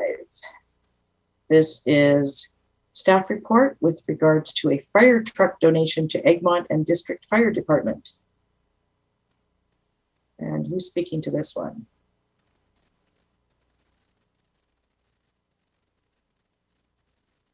Mr. Trate. Hello, everybody. Hello. Thank you. So this recommendation is for the acceptance of a donation for a Dodge 1-ton truck, funded in part by the Egmont Rotary Club, in part by the Egmont Firefighters Association. The purpose of the truck will be to transport the CAF system, the compressed air foam system, which was purchased through a CEPF grant just this past year. It was a used vehicle. Egmont Fire Department got pretty good value on it. And so we're just going to take it into the fleet there at the Egmont Fire Department. All right, directors, any questions? Director Ties. Yeah, I assume that our fleet services will have to maintain that vehicle from now on then, so that there is some expense coming to us as a result, but I'm grateful for the donation. Mr. Trate? Yeah, they will have. Now, we've recently taken another one out of the Egmont Fire Department. They had a Suburban that they were using, and that one has been disposed of. And so that saves us on, so that's one that doesn't have to be insured or maintained anymore. So with this new one coming in, basically it's a wash. Thank you. Director Todd? Thank you, Chair. In reading the report, it mentions that this is good for getting into the smaller, more difficult areas, things like that. Donation greatly appreciated. Emergency services need all the help they can get, and it can't always be from taxes. So this is a fantastic opportunity for that Egmont Fire Department. Expected lifespan of the vehicle. Are we thinking it's going to last us 10 years or closer to 5, that sort of thing? I would expect somewhere in that range. It's a simple, it's not like a regular rated pumper truck. We have a lot of things to go wrong with it. Basically, this is just the chassis. And so with proper maintenance, I would hope that we should be able to get another 5 to 10 years. I wouldn't want to guess beyond that, but somewhere in that range, I would think. Thank you. All right, so there, seeing no further questions, there are some recommendations on page 40. Director Lee? Sorry, I saw Director Ties with his hand up. No, you're the most appropriate to make that motion, so go ahead. Okay, I was just going to make a motion to accept the recommendations on page 40. All right, seconded by Director Ties. This is voting all directors. All those in favor? Thank you. Thank you, Mr. Trate.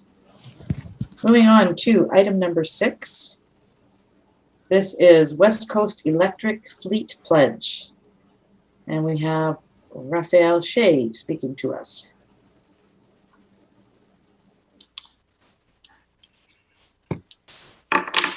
You're muted. We can't hear you, Raph. Maybe check your audio. Hey, is this better now? Yes, please. Thank you. Perfect.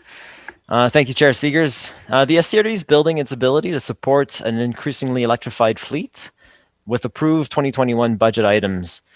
There's an opportunity to access training for electric fleet managers, peer learning opportunities, and financial rebates from the Clean BC Go Electric Fleet program if the SCRD opts to sign the West Coast Electric Fleet Pledge. Now, the pledge is to make 10% of vehicle purchases zero-emission vehicles by 2025. In 2021, for context, the SCRD will be at about 20 to 30% of new vehicle purchases being zero-emission. So staff recommends signing on to the pledge and applying for rebates from the Clean BC Go Electric Fleet program. Thank you very much, and staff are happy to take any questions. Thank you. Director McMahon.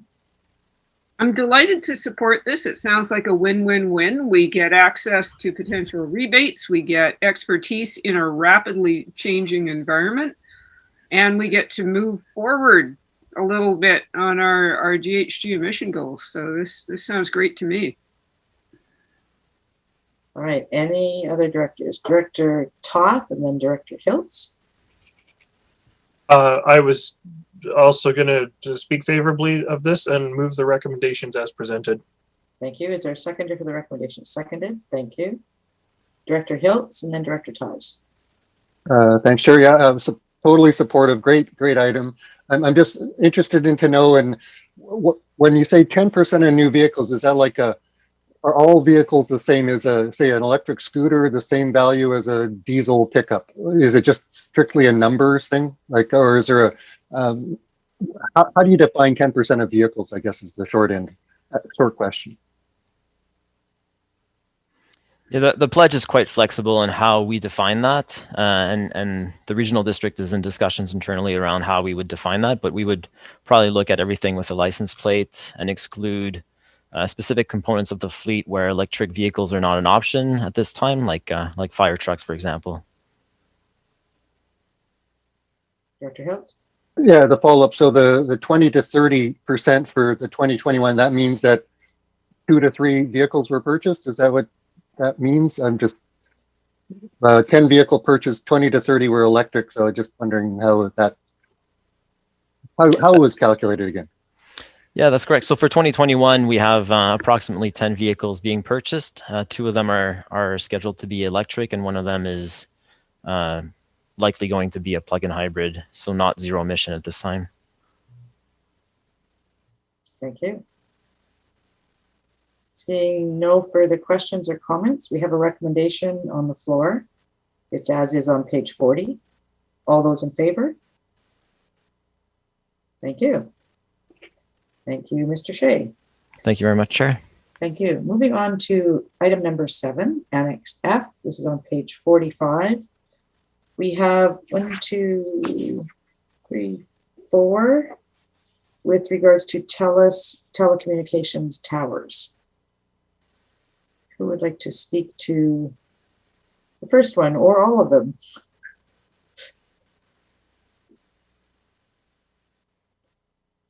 Mr. Seo? Yeah, thank you, Chair. So I will speak one by one. Okay. So they are more or less quite similar in terms of the introduction. Okay, so for this one, it's a request by TELUS to provide local government land use concurrence on a proposed 31-meter tall telecommunications tower to be located on a private parcel at 10264 Sunshine Coast Highway near Secret Cove. The purpose of this new facility is to improve wireless communication and rural internet service in the Secret Cove and Half Moon Bay areas.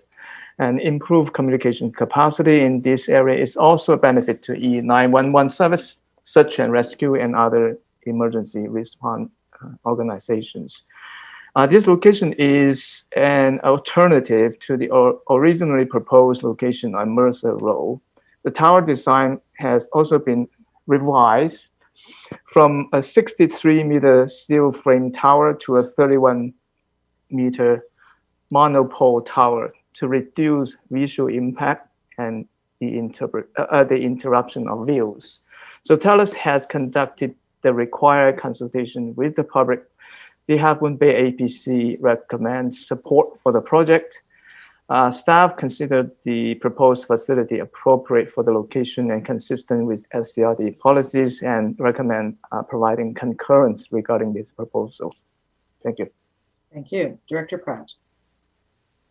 Thank you. I note that we do have the consultant as well as Doug from TELUS in the audience, if in the attendees list, if we did want to ask any questions, but I don't know if we need to bring them into the meeting or not. But for me, I'm happy to move the recommendations on page 45.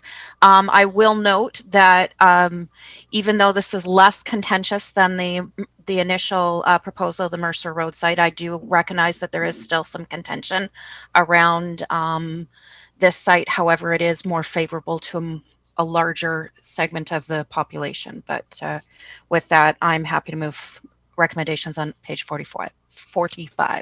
Thank you. Seconded. All right. Seeing no further questions or comments, this is voting electoral areas only. All those in favor? Thank you.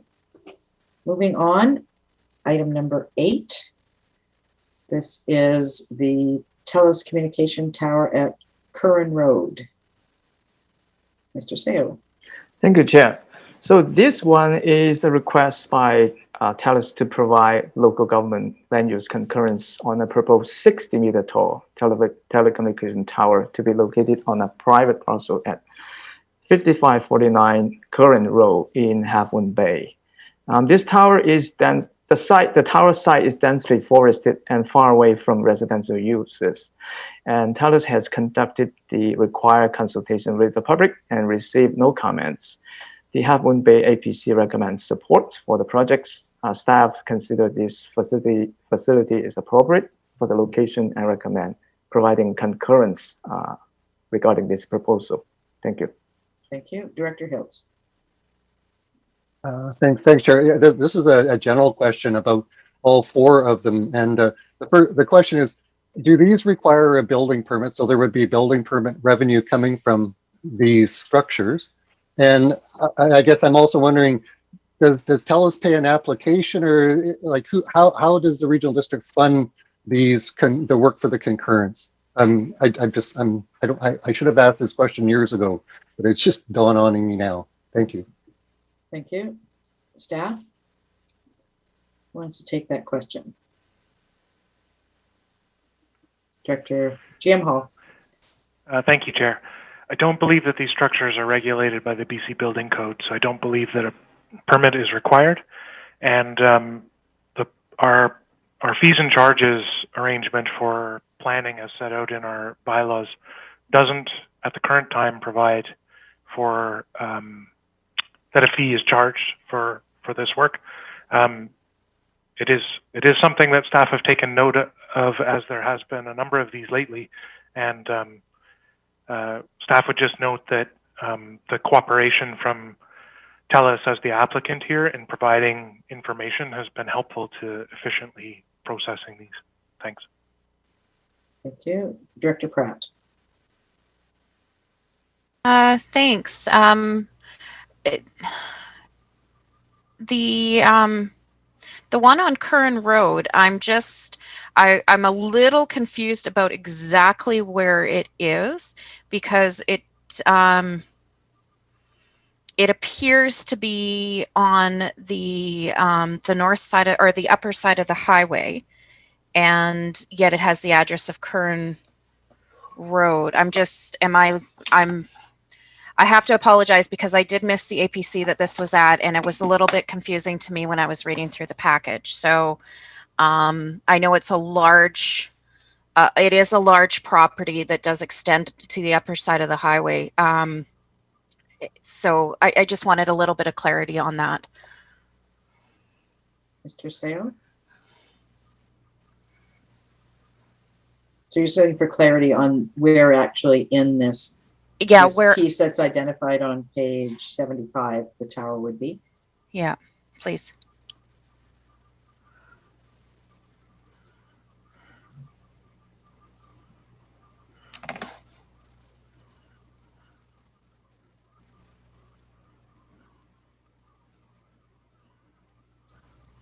Yes, Director McMahon? I believe it's shown on page 83.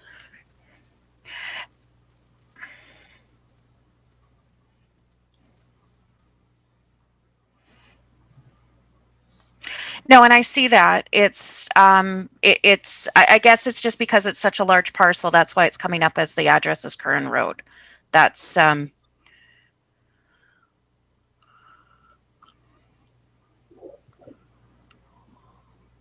So what are you looking for clarification on? No, I think I've talked myself through it, and I realized that it was just a silly question, and I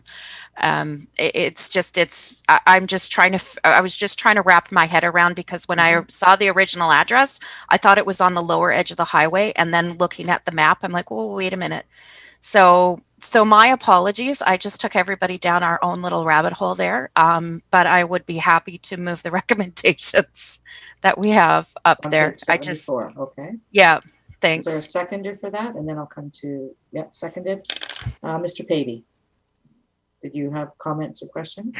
Thank you, Chair, for the question. I just wanted to come back to the parcel. The parcel is a hooked parcel, which means it's one contiguous parcel hooked with and bisected by the highway. So while it's addressed for the lower portion, I think that therein lies the confusion with the tower proposed on the upper portion of the lot.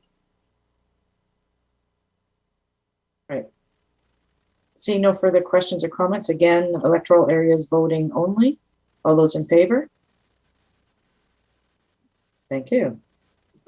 Moving on, item number 9. This is a tower referral near Ruby Lake. Mr. Seo. Yeah, thank you, Chair. So this is a request to provide local government land use concurrence on the proposed 60-meter tall telecommunication tower to be located on a private parcel at either 15344 Sunshine Coast Highway or near the east end of Labor Rock Road. The correct sign number of this site should be 106303 and 106303-2 instead of 109302 and 109303-2 in the report.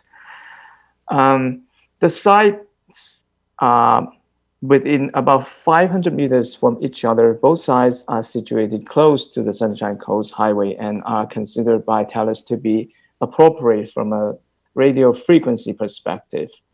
Both sites are densely forested and the surrounding trees can screen most of the lower portion of the tower. TELUS has conducted the required consultation with the public and received more preference for the Ruby Lake Resort site than the Labor Rock Road site. The APC support for the Ruby Lake Resort site. Staff therefore recommend the board provide concurrence for either proposals. Thank you. Thank you. So to your point about the recommendations on page 101, instead of 109303, in all instances, it should say 106303. That's correct. Okay, so if we move those recommendations, we'd want to make sure that that is reflected. Any questions by directors? Director Lee?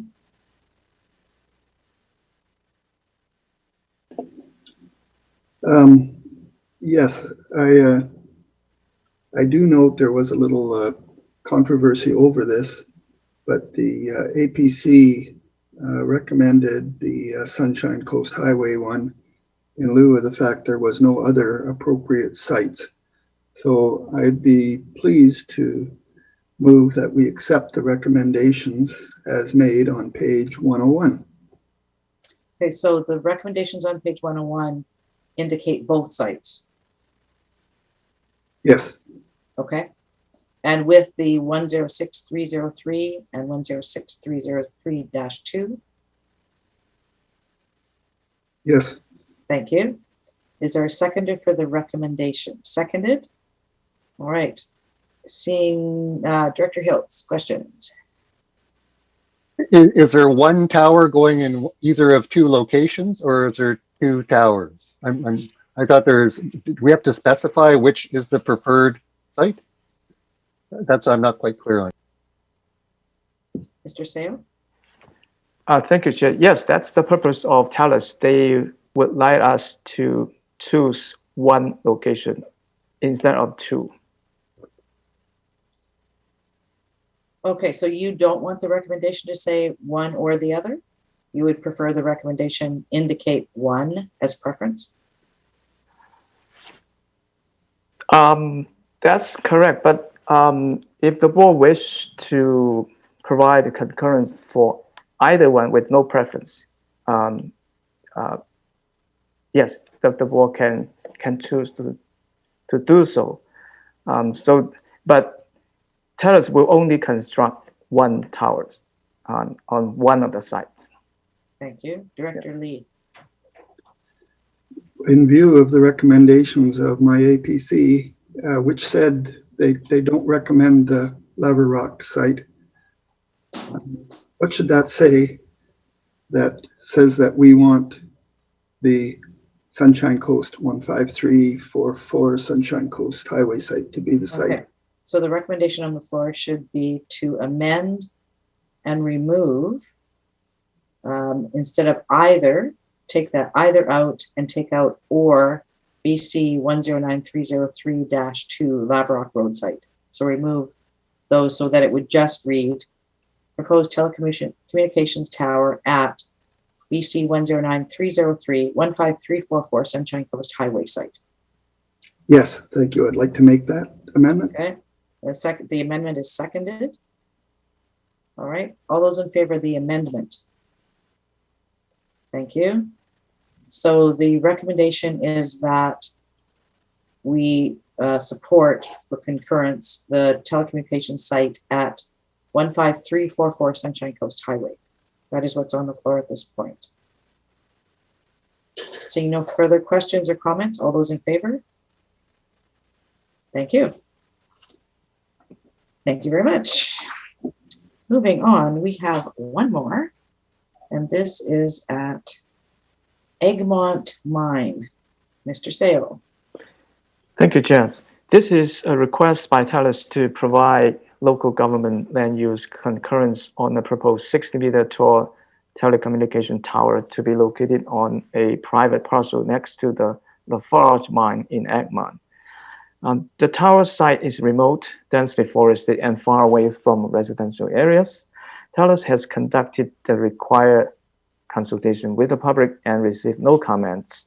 The APC recommends support for the project.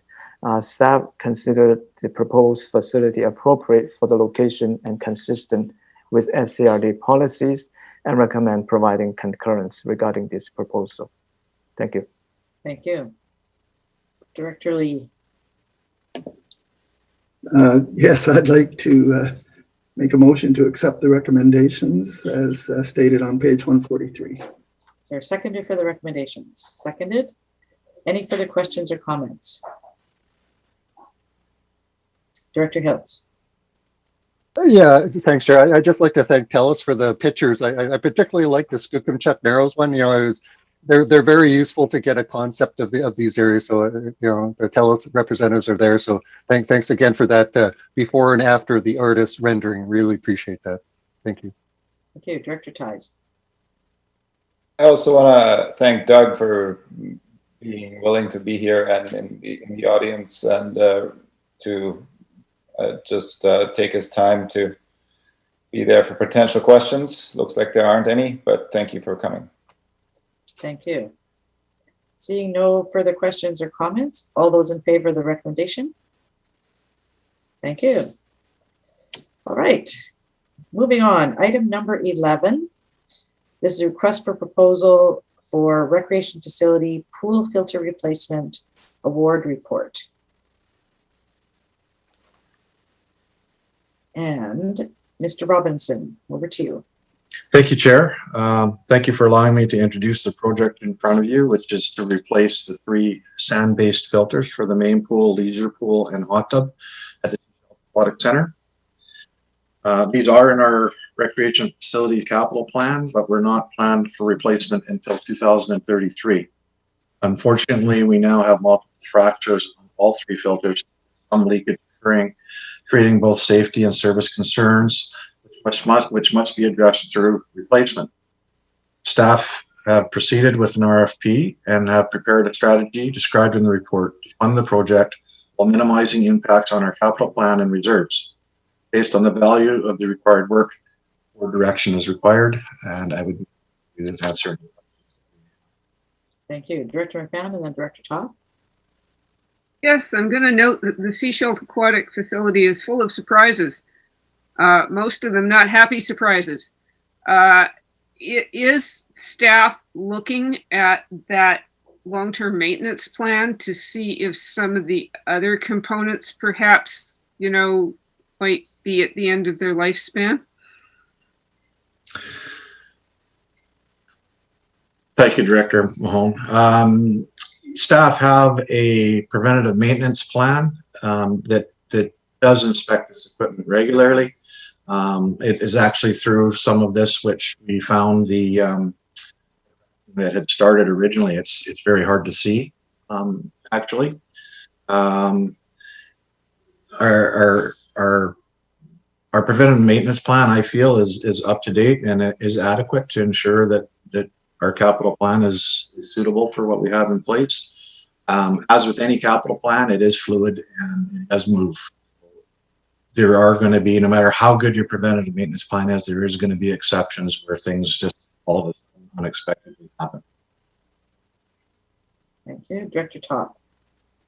Thank you. I just wanted to sort of follow up on that because, subsequent research has determined that 12 to 15 years is perfectly reasonable for these filters. So somewhere in the development of the asset management plan for the facility, some incorrect assumptions perhaps have been made over the years or at the time of construction. I wasn't actually on coast at the time of construction, so I don't even know how this was presented. But given that we are looking at 12 to 15 years, and are these the same sort of filters that are used at the Gibson's Aquatic Center and the Pender Pool? And if so, how have they fared? And are they going to be due for replacement as well? Thank you.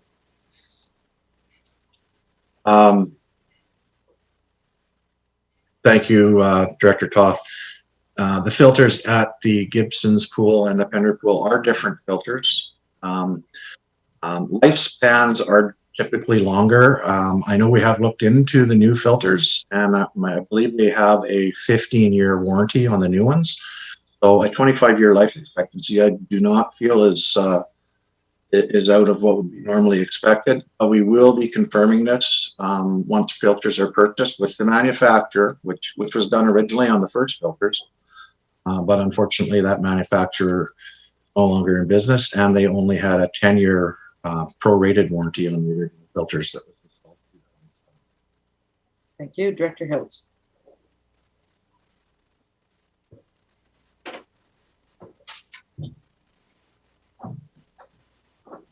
Sorry. Thank you, Director McMahon. Thank you. Where was I? So the topic of SAC, I hate to say falling apart, but it does seem to be falling apart around us. And so these were original installs. These were 2007, they were installed. So this would constitute an emergency repair, though, I guess is what I'm thinking. This is unplanned. This is like an emergency. If we do not do this, catastrophic damage can happen to this facility. We're kind of there. This is like the Chapman water line washing away. This is an emergency. It's that serious. Thank you, Director Hiltz. Yes, that is my opinion. This is an emergency repair. So, a couple of things here. One is these have lasted 14 years. So they would, even with the new ones, they're guaranteed 15 years. Different type of filter. They're probably at the end of their lifespan anyway. So, just want to point that piece out. And then the other is, if you look at where this money is coming from, it's coming from capital reserves.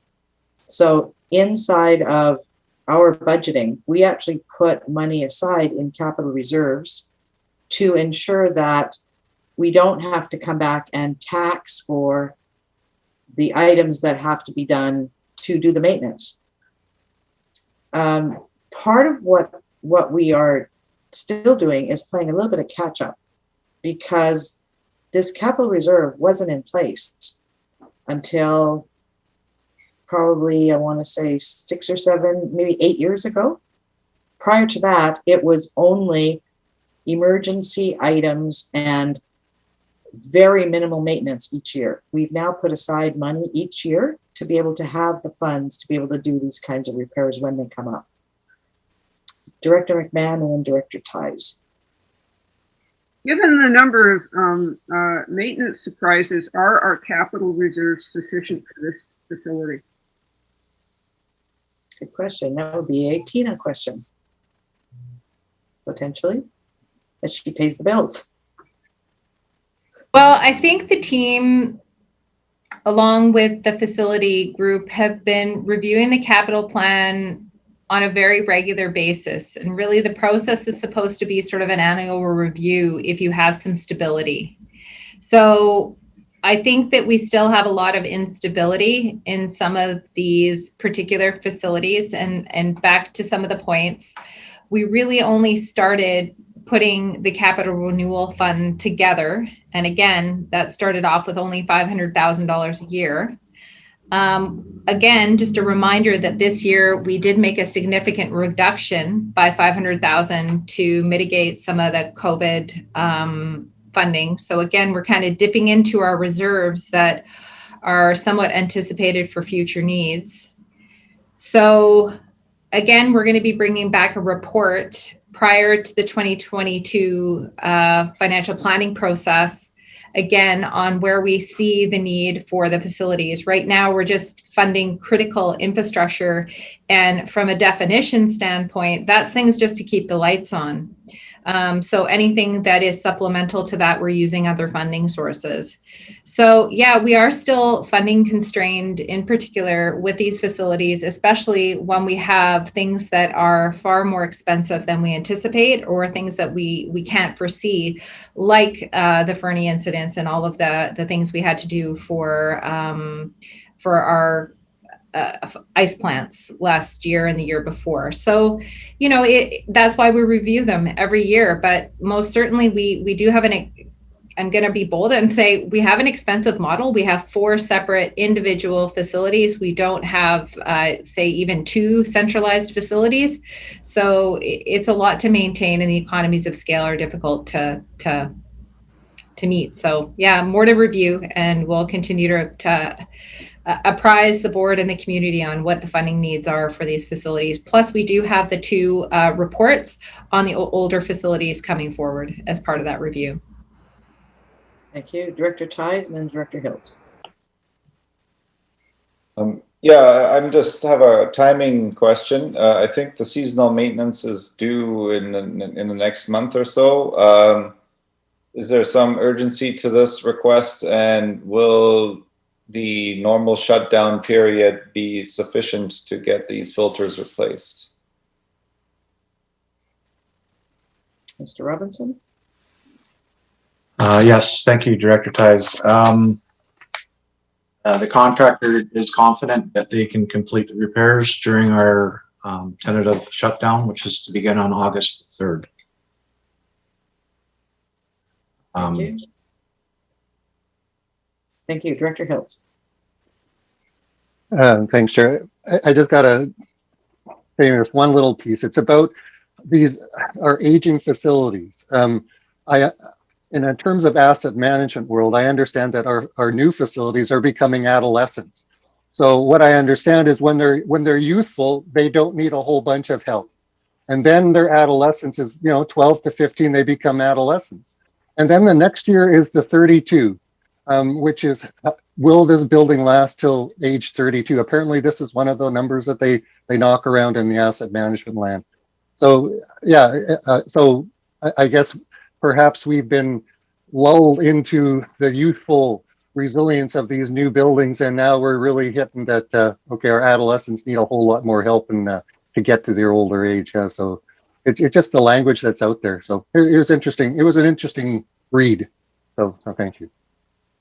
And if you look at the initial maintenance, when this facility was built, we didn't actually have funding to be able to do the regular ongoing support potentially that was required at that time.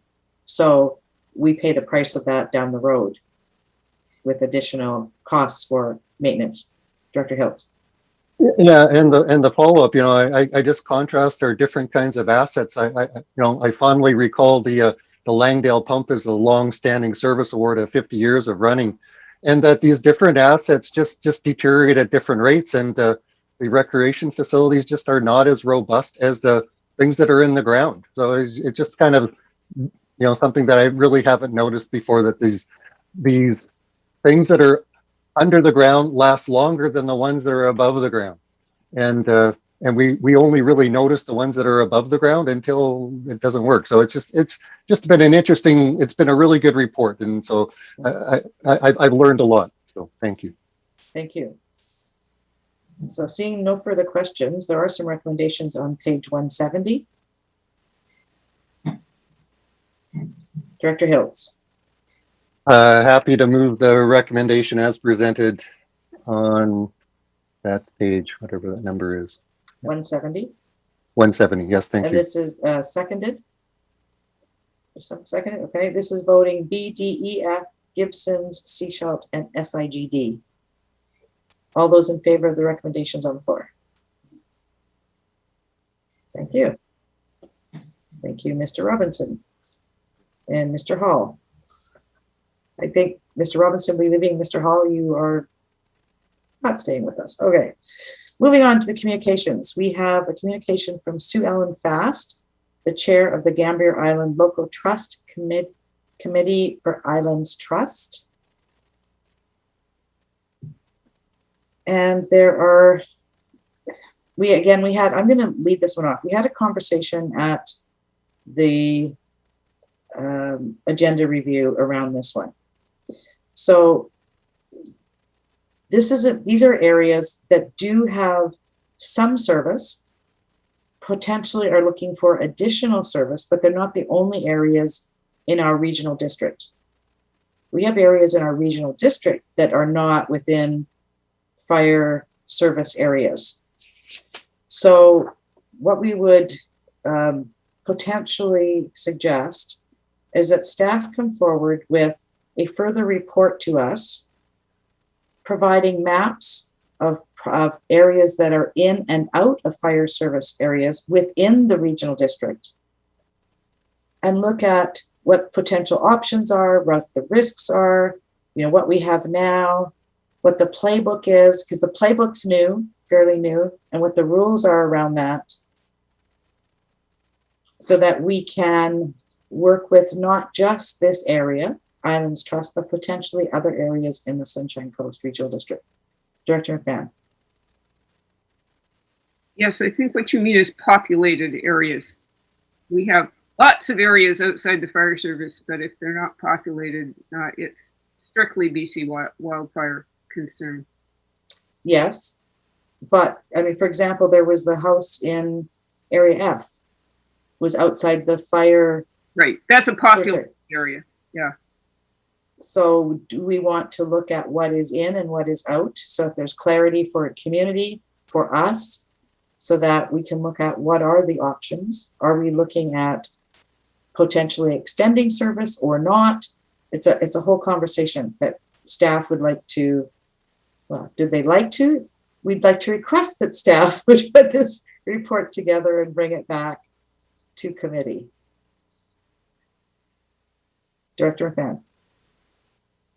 Well, this is probably a bit of a tangent, but we did have somewhat of a conversation about fire service at the Gibsons and District Fire Commission. And one of the things I said is that there are underserved segments of my community within the fire service area. Like there are some roads that should have fire hydrants but don't, because the water lines are insufficient to support a fire hydrant. And personally, I would like to see us look at mitigating those situations before we look at extending our fire service areas further into the hinterlands. I also asked whether there was any plan for, whether there was any schedule of what are these areas that are underserved, and has the fire department had a conversation with the water department about prioritizing water main replacements in areas that are at risk for fire. And apparently we don't have that piece right now. So just saying, it's a considerable conversation that we're looking at here. Yes. Yes. So Tina, do you want to address that piece? Well, in just answering, because we're very involved in doing the preliminary asset management plans for the water, and one of the criteria that we'll review is what are the criticalities. So would fire flows be one of those things that we would look at to improve? So if there's both an erosion of a pipe but can also meet the need of fire flows, then is that the priority for water mains replacement?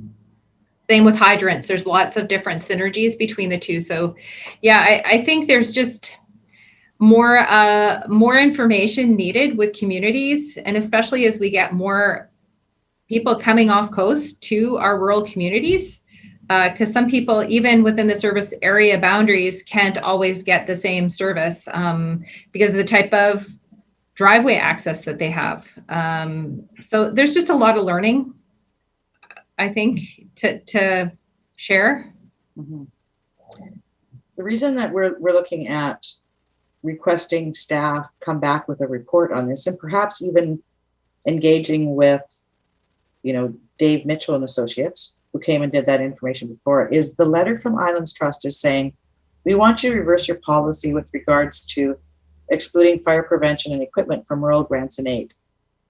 They're looking at that. What are the options that are potentially available to them? We want to engage in that conversation so that this may be a stopgap measure that they're looking at because they don't know what other options are potentially available to them. So it's actually to have them be able to have the conversation around what fire service do they want to have in their community. So that's why the bigger conversation. And it's not just for the islands, because we have areas, as I said, on regional district that are not served either.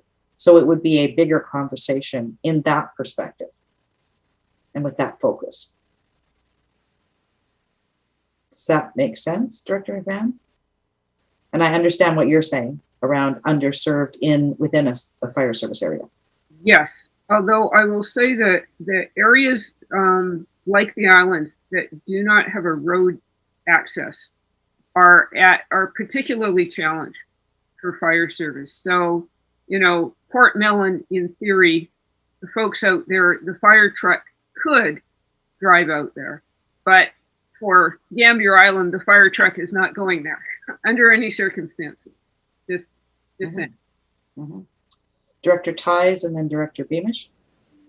Well, as part of that larger conversation, I think there's a consideration around the regional growth strategy, because there's all Upper Roberts Creek does not have hydrants in it, and it's sort of a chicken and egg thing. As well, do we want to have more density without the infrastructure, or do we want to put the infrastructure in first and then get the density? So, and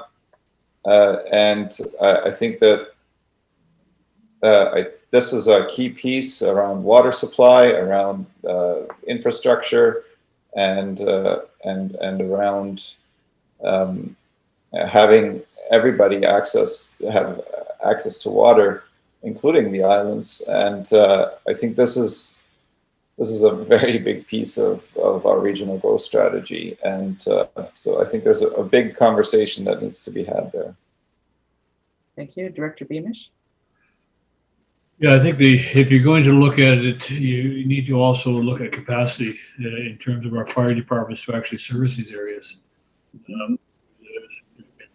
Cost if you're taking the fire truck and volunteer members out to West Isle Sound to provide service. And I think it's a big picture. There's many areas of the province that are not within fire service areas, and there's nothing wrong with residents in those areas forming their own local service areas. That's something cost in that. Mm-hmm. I think I see Tina making notes about all this stuff, so very good. Thank you. You said we did have an occasion up in Queen Charlotte where many of the islands were accidentally included in the fire service area, and then I had to reverse that bylaw because we had no capacity to service them. But because when they came in looking for their service, we had to say, no, we can't service you. Mm-hmm. Thank you. Director Hiltz. Thank you, Chair. I'm totally supportive of the staff coming back. I think it's a great idea to bring all these pieces together. I did review the discussion at the Islands Trust meeting. You know, these are recorded meetings. It is a challenge to find these things in 4 hours of meeting, just to let you know that it is possible. So from that discussion of the Islands Trust, the reconsideration of the policy, I'd like to speak to that. At this point, I am happy with where the policy is. I stand by where we are with that,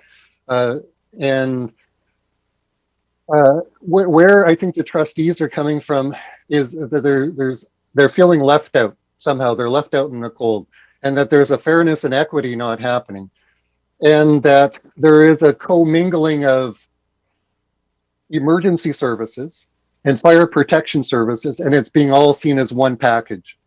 So I think being able to split things out, as an example, the language excluded, I don't think anyone is really excluded. It's whether you're a participant.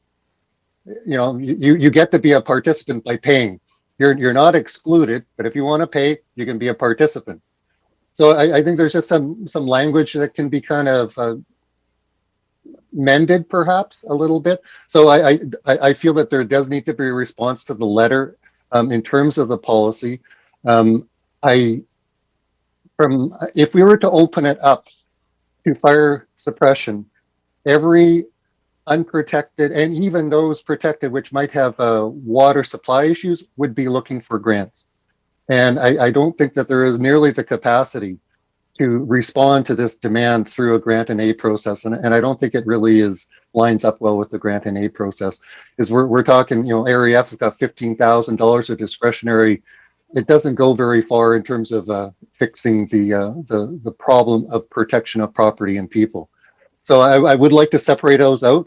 So I think a letter does need to come back in terms of reaffirming the policy, as well as the letting Islands Trust know about the other side, about how we're to bring all these pieces together, because the islands need to be supported. They're part of the regional district, and how do we support them?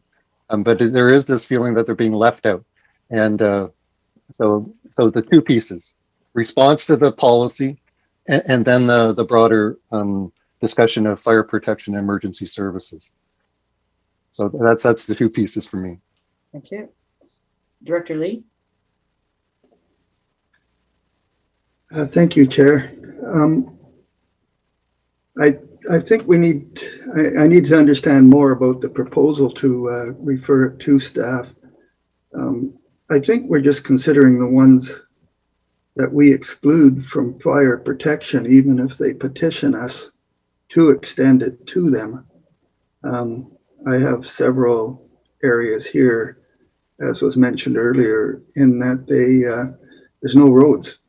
And so the fire department can't get there. And so even if they petitioned the district to include them in that, the district would most likely turn them down strictly because of the cost. You might have to buy a fireboat, for instance. And so we would say no. And that's pretty much the same for, I believe, the islands. That's the issue they're facing there, is that, sure, we could buy a huge fireboat and put people on it and run over and splash water on the houses that are close to the water. But even if we're petitioned, we're not going to do it. So probably considering what options are available to those places where we are very unlikely to approve inclusion in an existing fire area, or whatever you call it, fire service area, we could help them by giving options that they might be able to look at. But as far as using grant and aid, I mean, heck, to buy somebody a tank for $2,000 because they can't afford it, well, maybe we can consider that. I might be okay with that one. So that's my comments. I'd like to know just exactly what the scope is that we're referring to staff. Okay, thank you. Director McMahon, we'll come to that. I think Tina's got a list. Yeah, I think mostly the islands are looking for some support for their own volunteer efforts, which are already in many cases organized. There's a timeline to this too, is that they need the funding for their volunteer fire efforts sooner rather than later, and they certainly won't be wanting to wait for our regional growth strategy to unwind. So if we can help them to find potential sources of funding in the meantime, I think that would be very helpful. So if we can, when we're responding to them with a letter, kind of keep the timelines in mind of how we can approach working with them to support their efforts. Okay. Tina, with regards to this report, I guess when it comes forward, that could then be referred to the Islands Trust, etc., so they have information. I'm just looking at, we don't necessarily want to do a workshop on this, but we want to look at what some of the options are at this point as a preliminary to potentially then having a meeting with them or a workshop with them around looking at the options to move forward. Right? This will be the first step. Is that what we're looking at? Yeah, I think so. It's more of an educational, and I think this is where, a lot of the points that are included in the letter is, they're looking for funding to provide equipment, but then the regional district needs to understand, well, what are the consequences, risks associated with that? And, making sure that the public is aware of those. So for instance, if we buy water tanks and they're providing fire service, they and the regional district provides that, and so someone gets hurt in that, are we liable for those types of things? So those are just considerations that both the public and the board need to understand what the pathway is to being able to do this, and what options can they do or have available to them, and can we assist them? And I think there's a lot more options than there were even 3 years ago because of the wildfire situation in the province. The province is making this a priority, so maybe we can assist them with some of that. So, and they may have capacity as well. They may not have the volunteer efforts on there, but I think first with the staff report outlining some of these types of things, and ensuring we forward that with a response, or we could also forward a response to the Islands Trust to say, look, like, we received your letter and this is how we'd like to proceed, is we want to look to options on how to support you with these types of things, and what that looks like. We need to work on that together. Okay, Director McMahon. Yeah, surely this is not a unique problem on Keats and Gambier and Thormanby Island. So it would be, I'm interested that the Islands Trust hasn't, kind of dived into their own expertise on how other islands deal with things like this. This is, it's a broader issue, obviously. And yes, if there's provincial sources of funding, let's all go chase them, because grant and aid isn't that large. We had a discussion at Grant and Aid, I think 2 years ago, about what is a reasonable assumption of risk, what's reasonable. And I don't have a big problem with a water tank for an island, personally, but if there's a better way to approach this thing, oh yes, let's go for it. Yes, I think what staff have indicated is they've been focusing on provide us with tanks, provide us with water tanks, whereas there potentially are other options that would provide a better, more coordinated service to their area, but they aren't aware of that. So what staff are looking at is bringing forward that type of information to us to be able to have those conversations with them. Okay. Right, any further questions or comments? All right, so we'd be looking for a recommendation to respond to the letter that came forward from Islands Trust, outlining the steps we are looking to take with regards to a report from staff. Maybe start first. We would like staff to bring a report back outlining what service we have now, what the options are for moving forward, incorporating all of those other things we talked about, like the playbook and the rules, fire protection areas, what's in, what's out, and have the regional district, no, that's the other thing. No, that's the other thing. Okay, so do that, and then also respond to the letter indicating that this report will be coming forward and that we would be working with them going forward on looking at options. And Tina has a whole list of things. Tara, what have you got for us?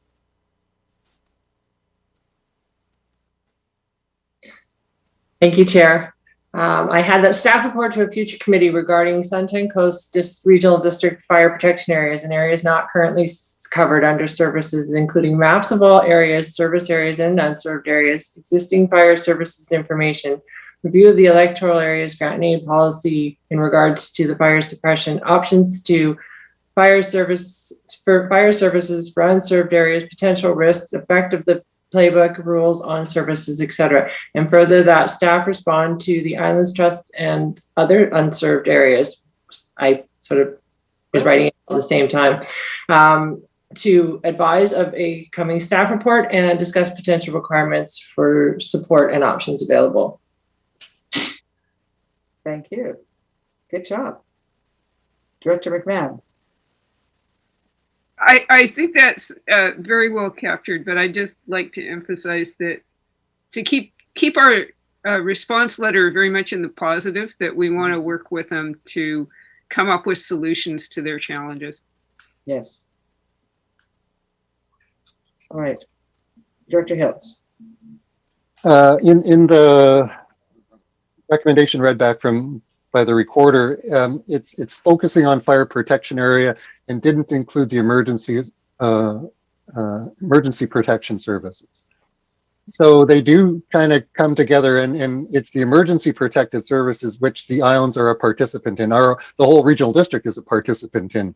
So I'm not sure if there is a closing of these or a relationship, and I don't know if that was mentioned, that the staff report would incorporate the emergency protection aspect in this connecting of the dots.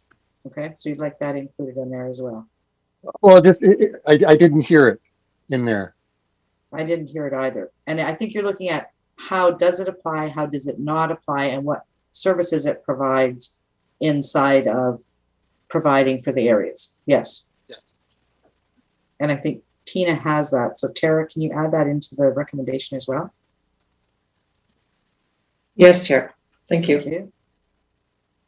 All right, so we have a recommendation. Would someone like to make the recommendation? Moved. Is there a seconder? Seconded. All in favor? Thank you. We have one more piece of correspondence. This is from,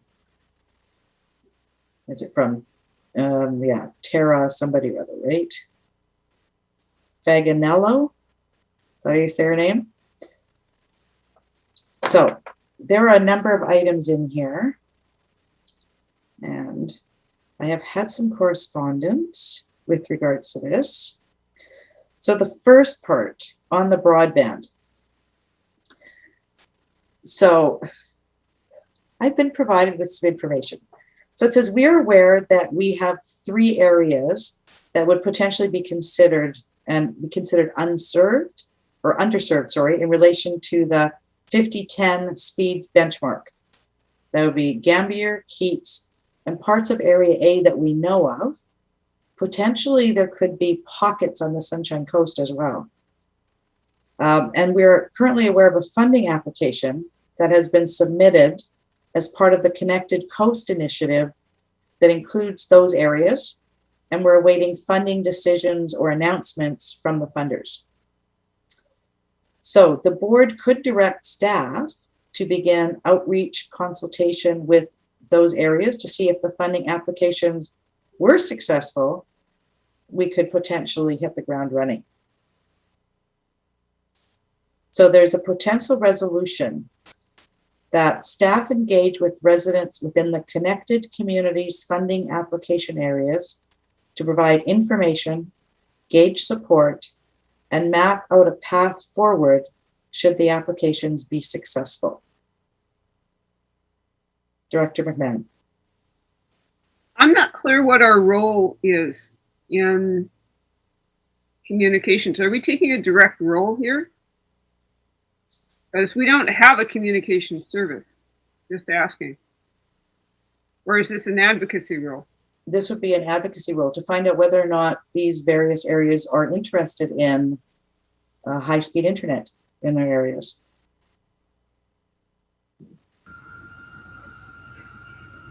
CAO McKinley? Yes, certainly what would be the case is if these funding applications were to be successful and the applications made through the Connected Coast Initiative on behalf of Gambier, Keats, and portions of electoral area A were part of the projects that were successfully funded through these applications, we would have a lot of work to do in terms of informing the residents of those areas. We don't have a service for this. We would have to figure out how to move forward. And the first step in that would be to engage with the residents of those areas to make sure that they would like to participate, even if this was successful. And right now, the only way we could do that is if there was some type of direction provided by the board to direct staff to begin that work. It's one of those things that if we were to find out that those were successful, we'd probably have to respond fairly quickly. And this would just give us a chance to at least get the ball rolling should we find out at some point in the future that those applications were successful. I don't know if that helps. I hope it does. Tina, hopefully I didn't make too many mistakes there. All right, Director McMahon, did you want to do a follow-up before I go to Director Toth? Yeah, I'm okay if staff needs a little help to get things rolling, but I would hate to raise expectations that we then have to crush if grants don't come through. That could be painful. Thank you. Director Toth. Thank you, Chair. As was mentioned, there was Keats, Gambier, and parts of Area A, but you did also mention there are other pockets, probably in every single one of the areas on the coast, including Seashell and Gibson's, where there may not be access to that 5010 or better. I'm a little trepidatious, I suppose, about putting this entirely on staff. I don't know if there's a substantial role that each area director can play in this. I would certainly welcome consideration, comments. Again, as pointed out, we don't have a service for this right now that's resourced. We don't, we've got an awful lot on our staff work plans already. So the question is, if we move this forward, what are we prepared to take off of the staff work plans to make room? And yeah, is there potential for the area directors to take a more prominent role in this? I'm just thinking Pender Harbor, for example. I'm pretty confident that Director Lee knows where all of the the sticks are in his area. And it would probably be pretty easy for each of the electoral area directors to connect with their communities to find out where their gaps might be, to bring that forward to feed into this process. Okay, Director Beamish.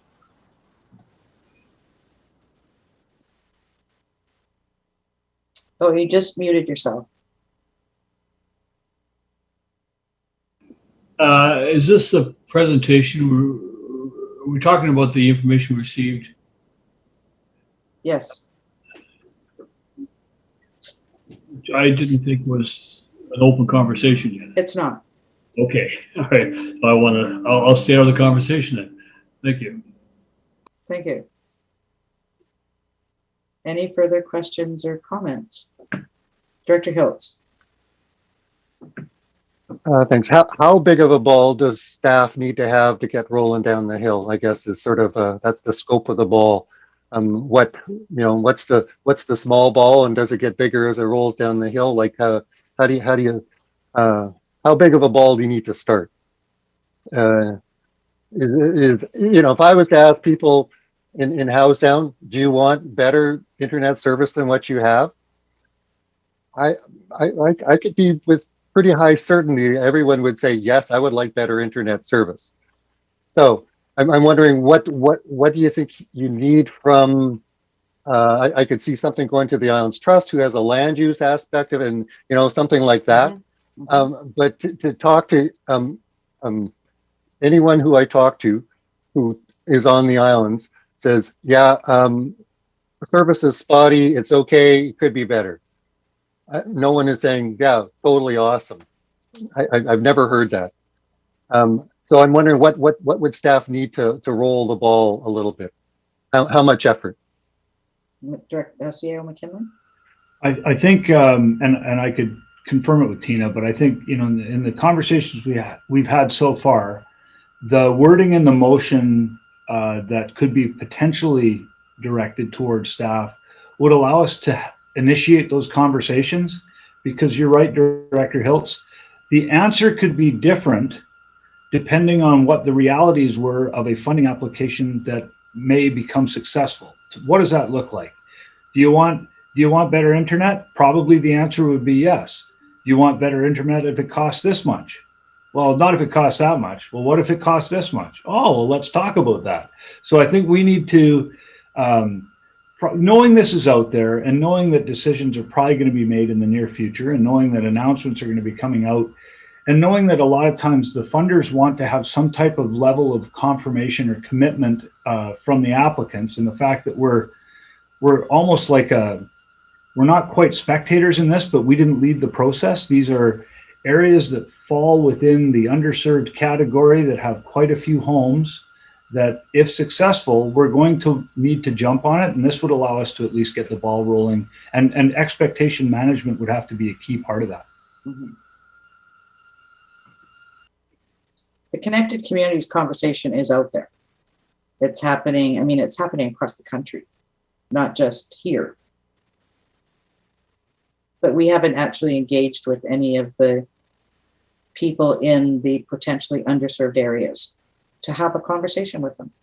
So what the potential recommendation is that staff engage with residents within the connected communities funding application areas to provide information, gauge support, and map out a path forward should the applications be successful. Director Hiltz.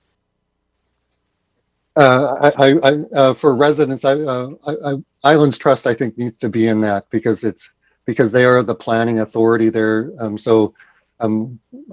That needs to be part of it. To direct them to Islands Trust. Yes. Okay. So you'd like it to also have staff engage with the Islands Trust and residents within the connected communities funding application areas?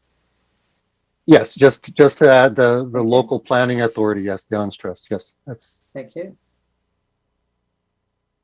All right, would someone like to make that recommendation then? Moved by Director Hiltz, seconded by,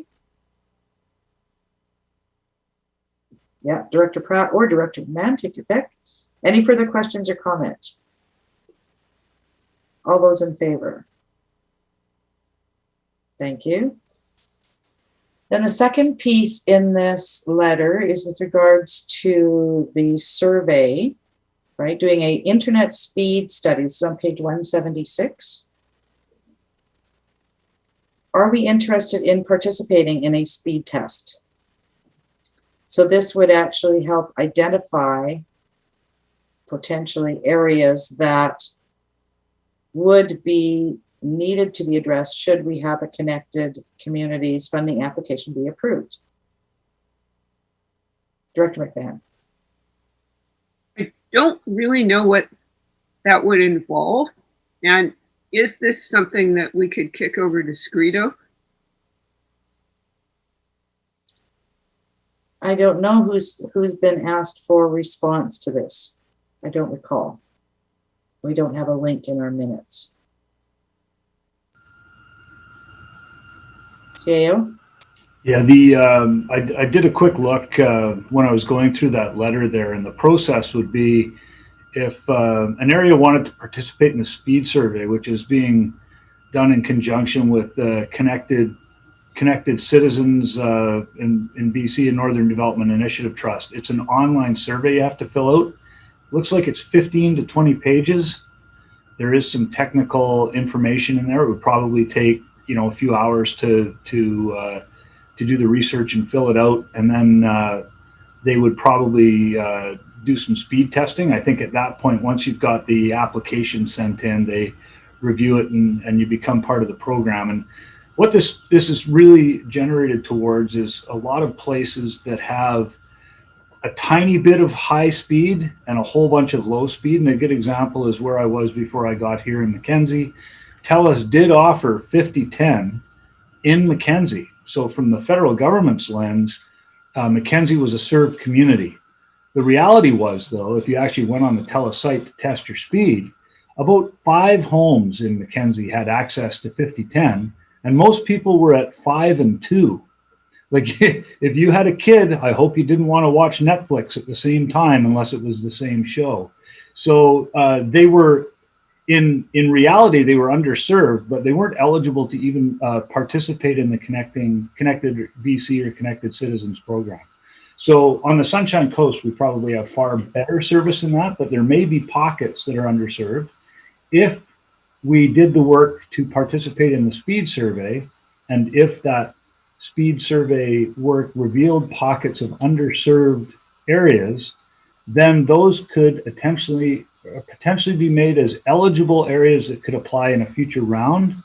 And then, of course, it would be back to the scoring criteria of those programs. How many houses are underserved? What would the benefits be, et cetera, et cetera. So it would be a bit of work that could lead to more work, but it depends on what that would reveal. But that's sort of the process. And it would definitely be a few hours of time to fill out the survey, whether directed to staff or somebody else. Thank you. Director Toth. Thank you, Chair. Just in reading the third to last paragraph there on page 176, it sounds like there's the several hour, partially technical local government questionnaire. And then there's also the internet questionnaire and performance component that's for like residents, businesses, and other community stakeholders. And I do think it's important that we participate in that from a government perspective. I also think it's important that we get the notice out to everybody. There's an irony there that we want to know about your internet speeds. Please visit this website, which is probably very graphics intensive, and let us know how bad your internet is. But be that as it may, I think that's a good it's a good component for us as directors to send to our APCs, to send to our resident community associations, to spread that word. But I am in favor of the SCRD also participating in the government level questionnaire. That could be something, if we direct staff to do this, we could actually potentially request that the information to the community be communicated out by the SCRD to support this work that we're looking at doing. I mean, we hear from people in the community that, I don't have great internet. Well, we need to find out, because we need to be able to tell the federal government that, so that we can actually access funding to address it. Director Lee. And then I'll come to CAO. Yes, I'm really struggling with this whole question. The first one I was struggling with was this money. Who's it going to be made available to, and for what purpose? The very first one that we already passed. I guess I should have asked the question then. Typically, what the government does is they will subsidize a private business and encourage them to put internet in a certain area, which expands it. So I'm not sure what role we play in that part of it. And then the next one is us doing questioning all our residents about the speed of their internet service. I guess I can't see really a harm in it, but why wouldn't the government just go straight out and ask them? And so maybe perhaps if they want us to help them, maybe they should give us some money so we can do a really good job about it. There's actually, if you read on page 176, it indicates that we can request that our residents, businesses, and other community stakeholders complete their test. So it's basically you would hook up to a website, and it would send and receive from your computer. I mean, I've done these before. They send and receive from your computer, and it records the upload and download speed that you have access to. And then that information is collected on that site. There would be nothing for us to do except point people to this place. If they don't, it's very easy to do. I've done that in the past as well. Well, I've done my internet speed all the time. Right. But there are people who aren't aware of that. We're just saying, you know, the federal government, because of COVID, it's really become evident that there are certain people who don't have access to services, and it is having high-speed internet is really important for things like schooling, for work, for accessing government services, all kinds of things. So they're coming out with funding to be able to provide service to all of these residents that are underserved.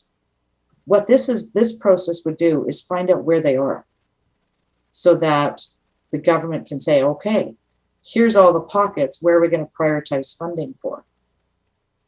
That's the process right now that they're up to. Well, I hope we get access to the information once we ask them to do it, so we then will know too. So yeah. Thank you. Okay, CAO.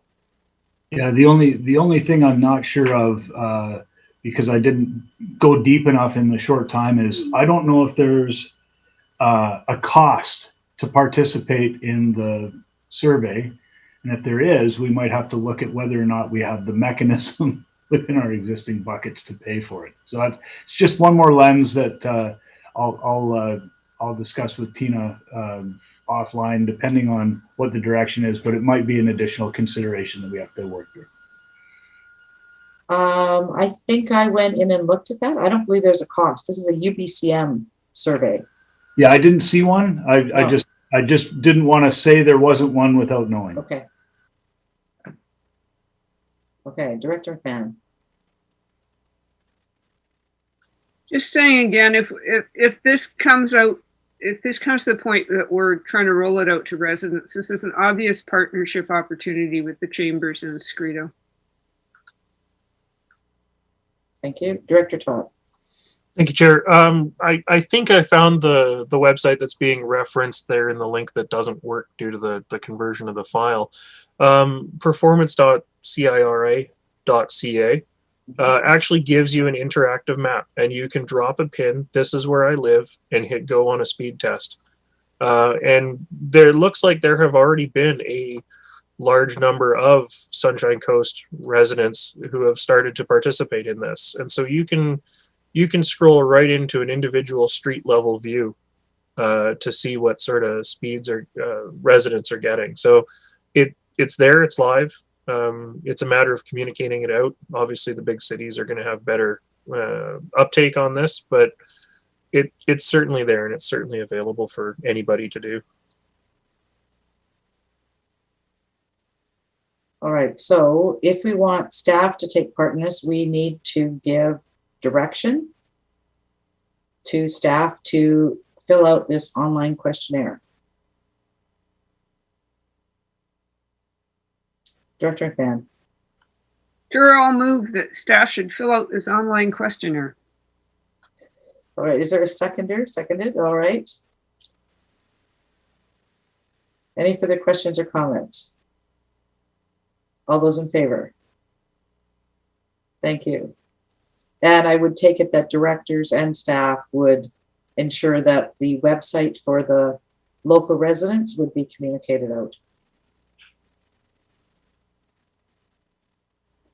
All right, any other items in this letter? I think the rest of it is pretty much for information. We're still waiting for information on budget. The information on COVID-19 updates and vaccination rollout is outdated. All right. Any further items that we need to discuss? Seeing nothing, I would look for a motion to adjourn. Moved to seconded, all in favor? Thank you. Then we have one person in the gallery. Are there any questions? That's Matt Trite. That's Matt Trite, yeah, sorry. All right. So did any questions come in by email to us? No questions? All right, thank you all, and we'll see you at 2 o'clock this afternoon.